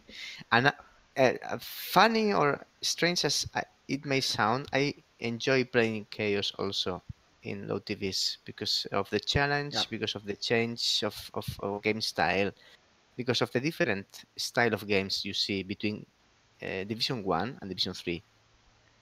You don't see the same game between similar teams, or I mean similar races, say it like that. So I think we are going to see a very, very, very interesting and amusing season. This one. yeah, it's going to be one of the best seasons so far, I would say, at least from looking at the preview. Any Yeah. closing thoughts?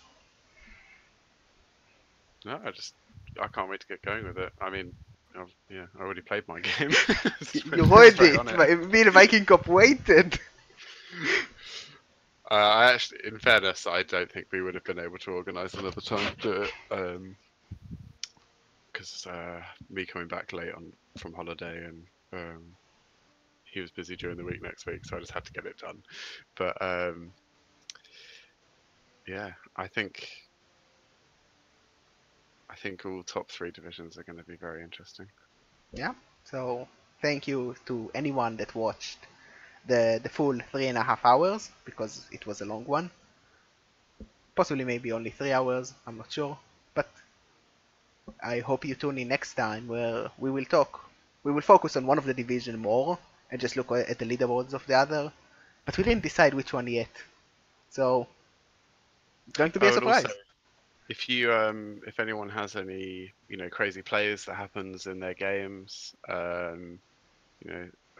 managed to pull some magic off that they shouldn't have been able to do let us know, and we'll try and feature it as, at the end of the recap or something like that. Right. We like silly plays, and there are a lot of teams to do a lot of silly plays.